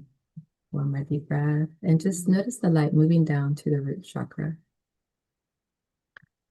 Going back to the center of the head, notice the light extending up through your channel to source. And for some of you, as soon as you intended, it just went very fast and expanded very wide. Now go ahead and bring the light from the center of the head through the throat, clearing the throat chakra, amplifying the throat chakra, bringing light to your word, the power of your word, creating, speaking creation into being, and bring it down to your heart space. Now, eti kaha tiama ushahane eteke sehe. From the heart space down to your power center. And from your power center down to the sacral. And from the sacral down to the root. And from the root all the way down, connecting to the core, crystalline core of Mother Earth. One more deep breath. Astahan hani ya ikahatsita imashohu kahanaya oratsete iya. Unesara makaharati ojo turuma anti ikashi eo o maharati akotsarete shehereke. Go ahead and take one more deep breath and feel the expansion of the light moving through your field all the way out, expanding through your arms all the way through the tip of your arms and all the way out, expanding, expanding. 3 feet out, 4 feet out, 5 feet out. Anesi it akahata sohoroma hana shiati ikayo. O ti mehaa. Some of you are already experiencing activation. You may even see the crystal, and they look like snowflakes, but they're blue, light blue color. Some of them are a beautiful diamond color. Nasitarata saharaka umashuka ekasha ashara. Ashara marata tarama ak asutine shehete ke isha mausu uka asena yete it asaharako. Go ahead and take one more deep breath and just hold that. Feel yourself in that stillness as if you were floating. Feel yourself in that surrender. Feel yourself in the field. Feel yourself in that expansion. Feel yourself amplified. Some of you may feel energy running up and down your spine.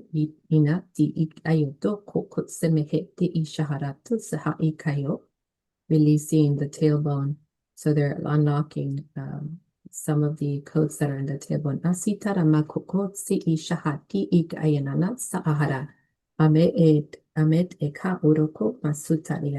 So we're expanding that alignment. We're solidifying that alignment. Asina shahara nika atsati shuhuru kutsamahana yatirat saranaya. Awakening every part of you. Spirit, soul. Elevating the mental consciousness. Elevating your emotions. Nasita nanasa arakatsaraka. Into omni-love. Divine peace,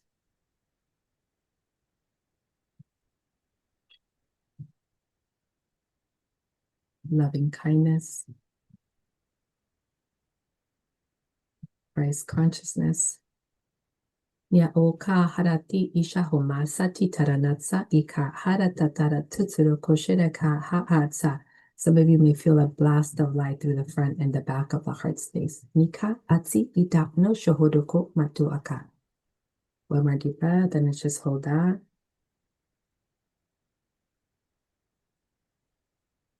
Lots of central suns, beautiful. Lots of Elohim. Your expression is coming through. Ni oko saha la light star na dua katira shudu ma anati ik ayo. One more deep breath.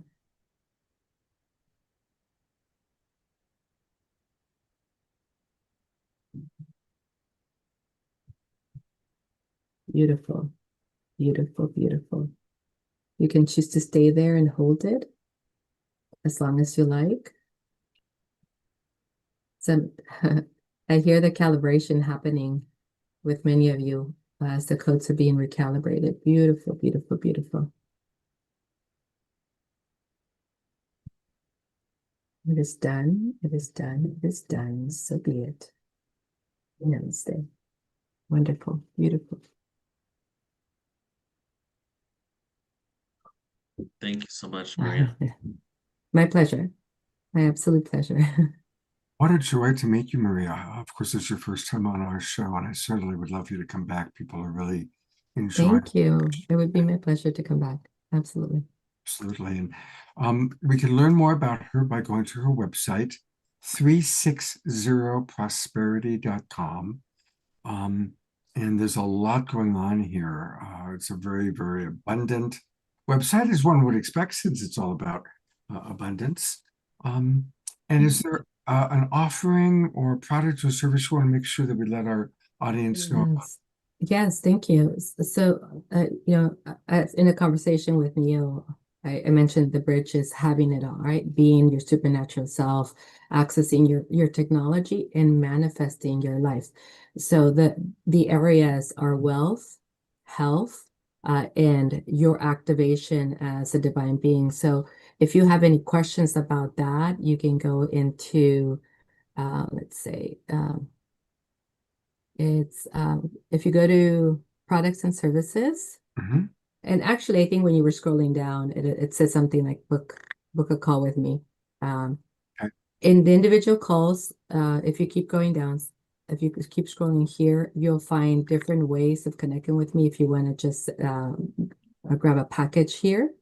Okay. Or if you want to go schedule a session, this is a discovery session, meaning that if you don't know what the next step for you is, or if you have a question about something, you can set up it's a 15-minute discovery call, energetic call, spiritual call, where we can look at what is next, what is blocking you, what's interfering with you, what is the next level of activation and self-actualization that we can move you into. And those are 15 minutes and they're free.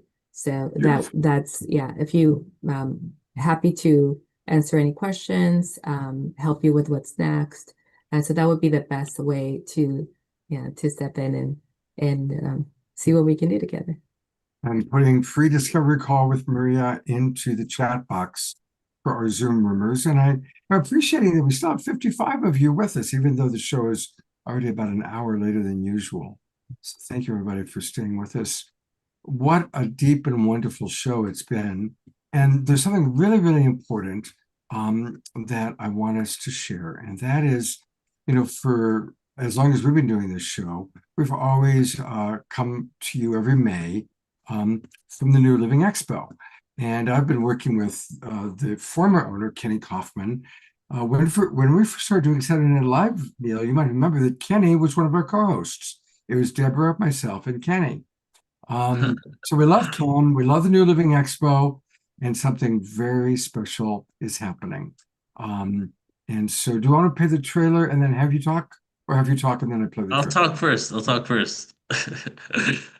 I'm bursting out of myself with excitement because it's all full circle, And as soon as I got acquired the New Living Expo, you're the first person I thought of because I knew that you have a connection to the Bay Area, you have a connection to the Expo. I just realized that this just gives us an opportunity to work even closer. But guys, the story goes that I like to give the whole story. The let's go back to the 60s and the 70s in the Bay Area, the hippie movement, the psychedelic movement. Out of that came a magazine called the Whole Life magazine, which eventually then birthed the Whole Life Expo, I believe 1982, 1983.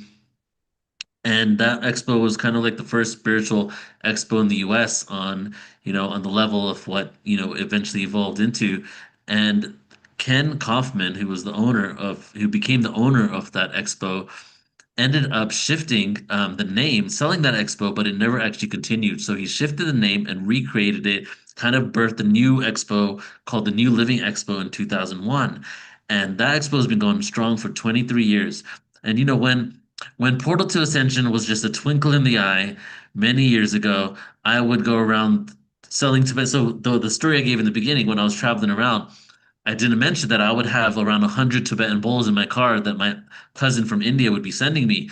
And so I would, like busking, but instead of busking like with music, I'll be busking with Tibetan bowls and sell them at random fairs. And so New Living Expo around 10 years ago, 10 to 7 years ago, was the place I would go to sell my Tibetan bowls. And it actually gave me the seed money to do everything I did for Portal to Ascension, that and Conscious Life. And I really felt a really good connection to Ken. So Ken, the past owner. So then I go to New Living Expo as a speaker back in May of this year.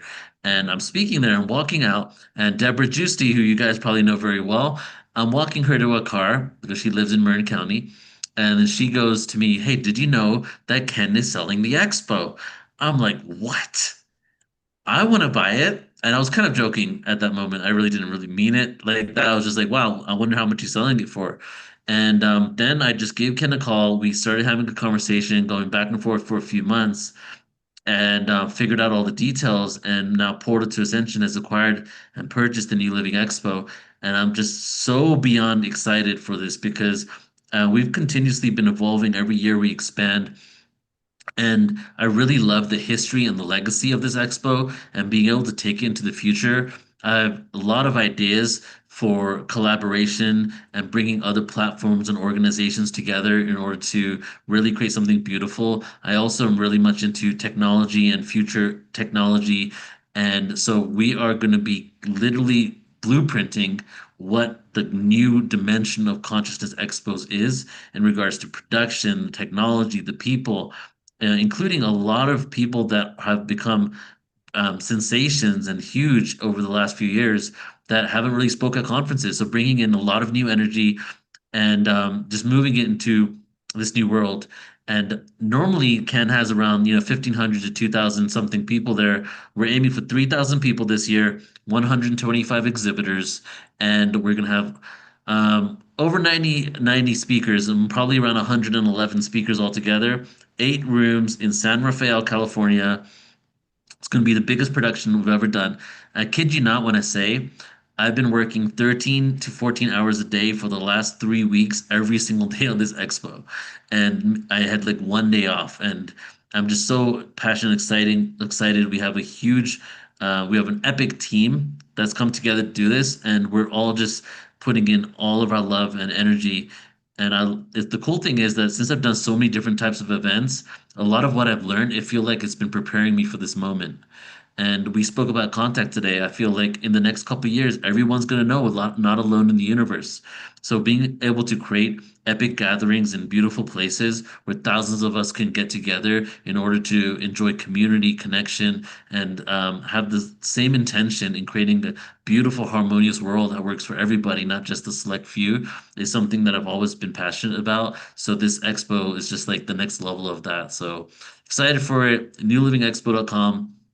Please join us, guys. It's gonna be so incredibly fun. So I hope to see you there. And Scott, do you want to say something and we play the trailer? Just, I'm delighted that it's continuing under your guidance. And let's take a look at the trailer. The world is changing faster than ever before. And within this evolution, a new consciousness is rising. At the New Living Expo, thousands gather to expand consciousness, explore new conscious technologies, ancient wisdom, and the future of human potential. Immerse yourself in 3 days of heart-expanding wisdom and mind-binding awareness, with over 90 speakers sharing tools to awaken your highest potential. 125 exhibitors, 3,000 attendees, awakened souls unite in one powerful weekend of learning, healing, and connection. Experience transformation, connection, and the next chapter of human evolution. It is time for humanity to awaken. Join us at newlivingexpo.com. Okay, everybody, put it in your calendars, April 17th to the 19th. Yeah. And that's the time to be in Marin County. You're doing it, of course, in the same place as always, yeah? Yep, same place for now, yeah. In San Rafael. And, let's all plan on being there. And of course, we will do, we'll be talking about it every month. Neil's going to be with us, and Portal Ascension is going to be our partner every first Saturday of the month, at least until April, and hopefully beyond. And Neil, has been a really fun first show. Thank you, Nina. Yes. Is still with us. Oh my God. We're going to close out the show. We will do our after show afterglow. We're going to close out the show right now with our beloved Omashar singing to our 54 Zoom roomers and all those people watching us still on YouTube and Facebook.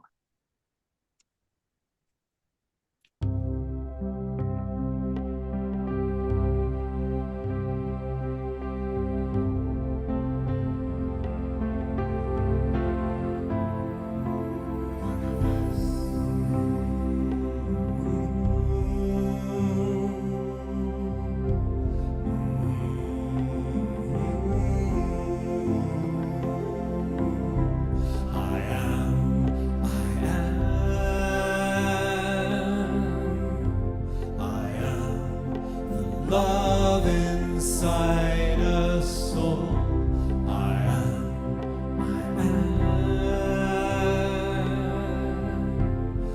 am the heart, I am the soul. It's in every one of us, the heart of us all. I am.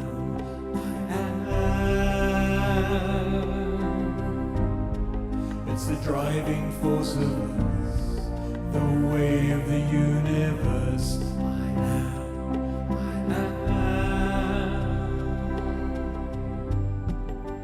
Radiant sunrise is why we're here.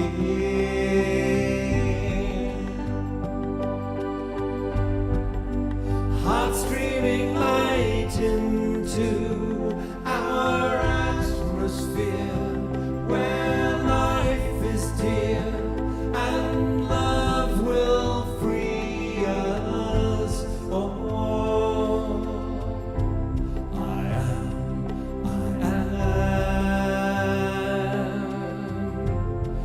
am the trees, I am the soil.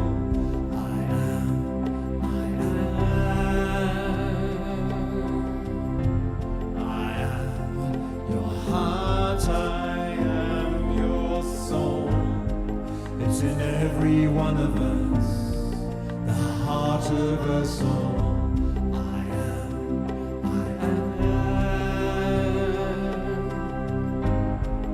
It's the driving force of us, the way of the universe. I am.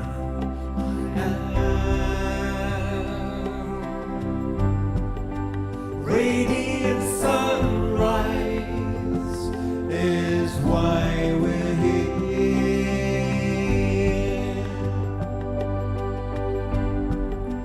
Heart streaming light into our atmosphere, where life is dear and love will free us all.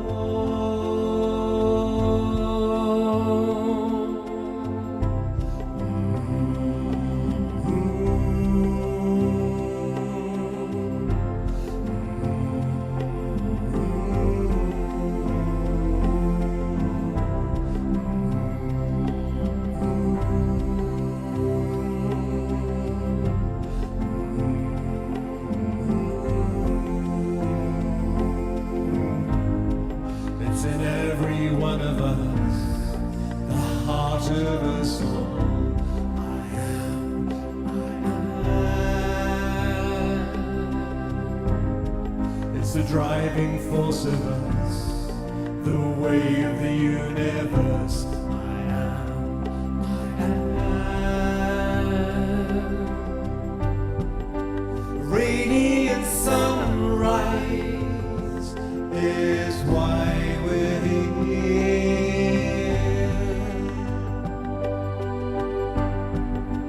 Heart streaming light into our atmosphere, where life is dear and love will free us all.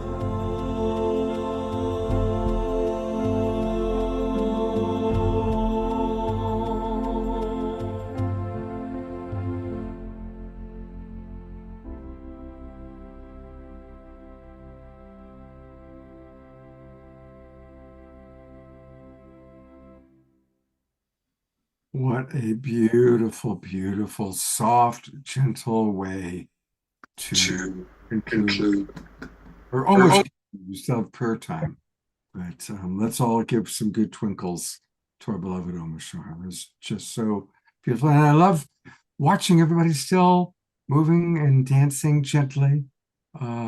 So even at 9:30 Pacific time, and a lot later for those of you in other parts of the country, thank you for being with us.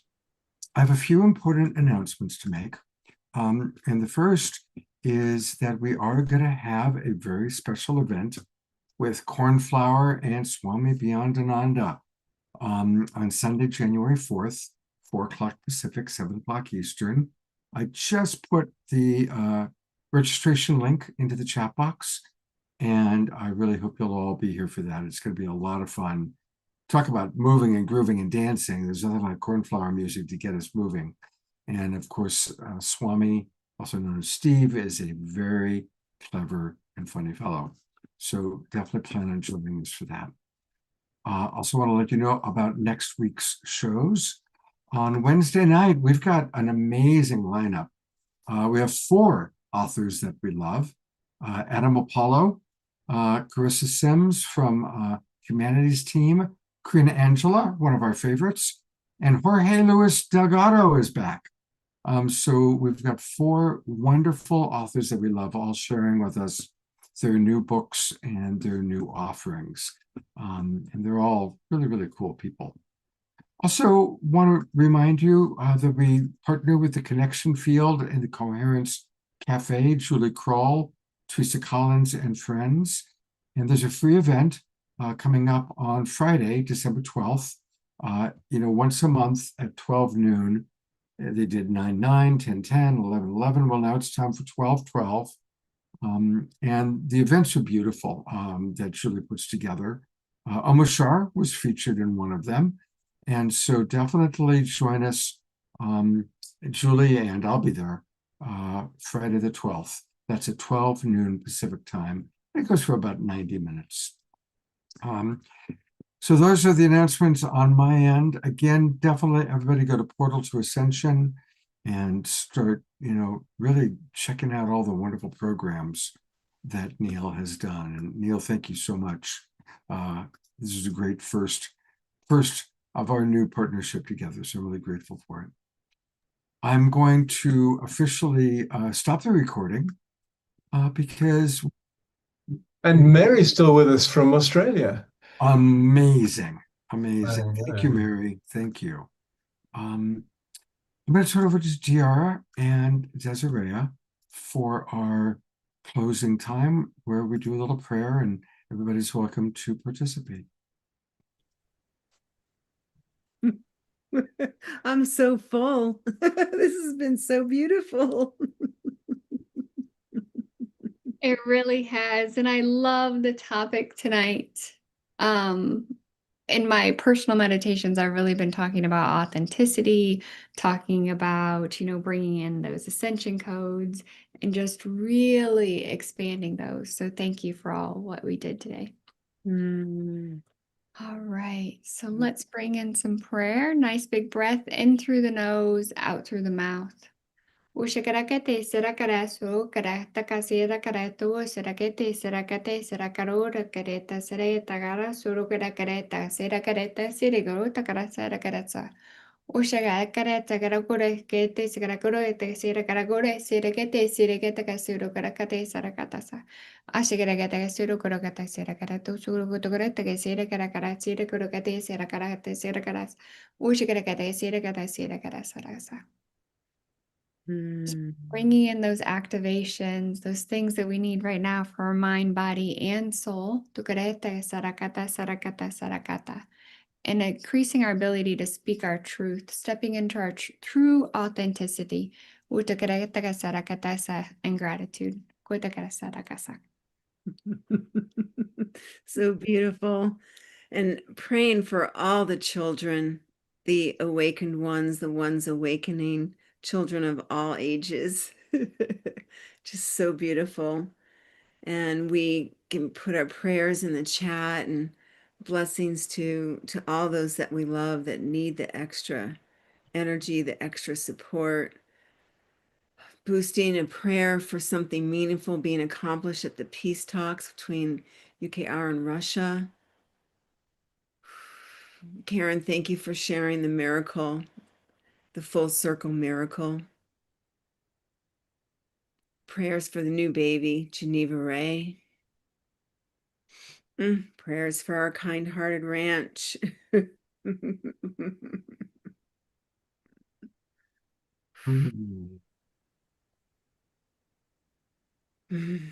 I'm feeling so much. It's hard to put it into words. This has just been so beautiful and expansive, and we want this for everyone. We want everyone to have access to this. Yeah, I can feel that expansion as well, that opening up of the heart, that joy, that happiness, and even that healing on the things that are unspoken today as well. Very beautiful.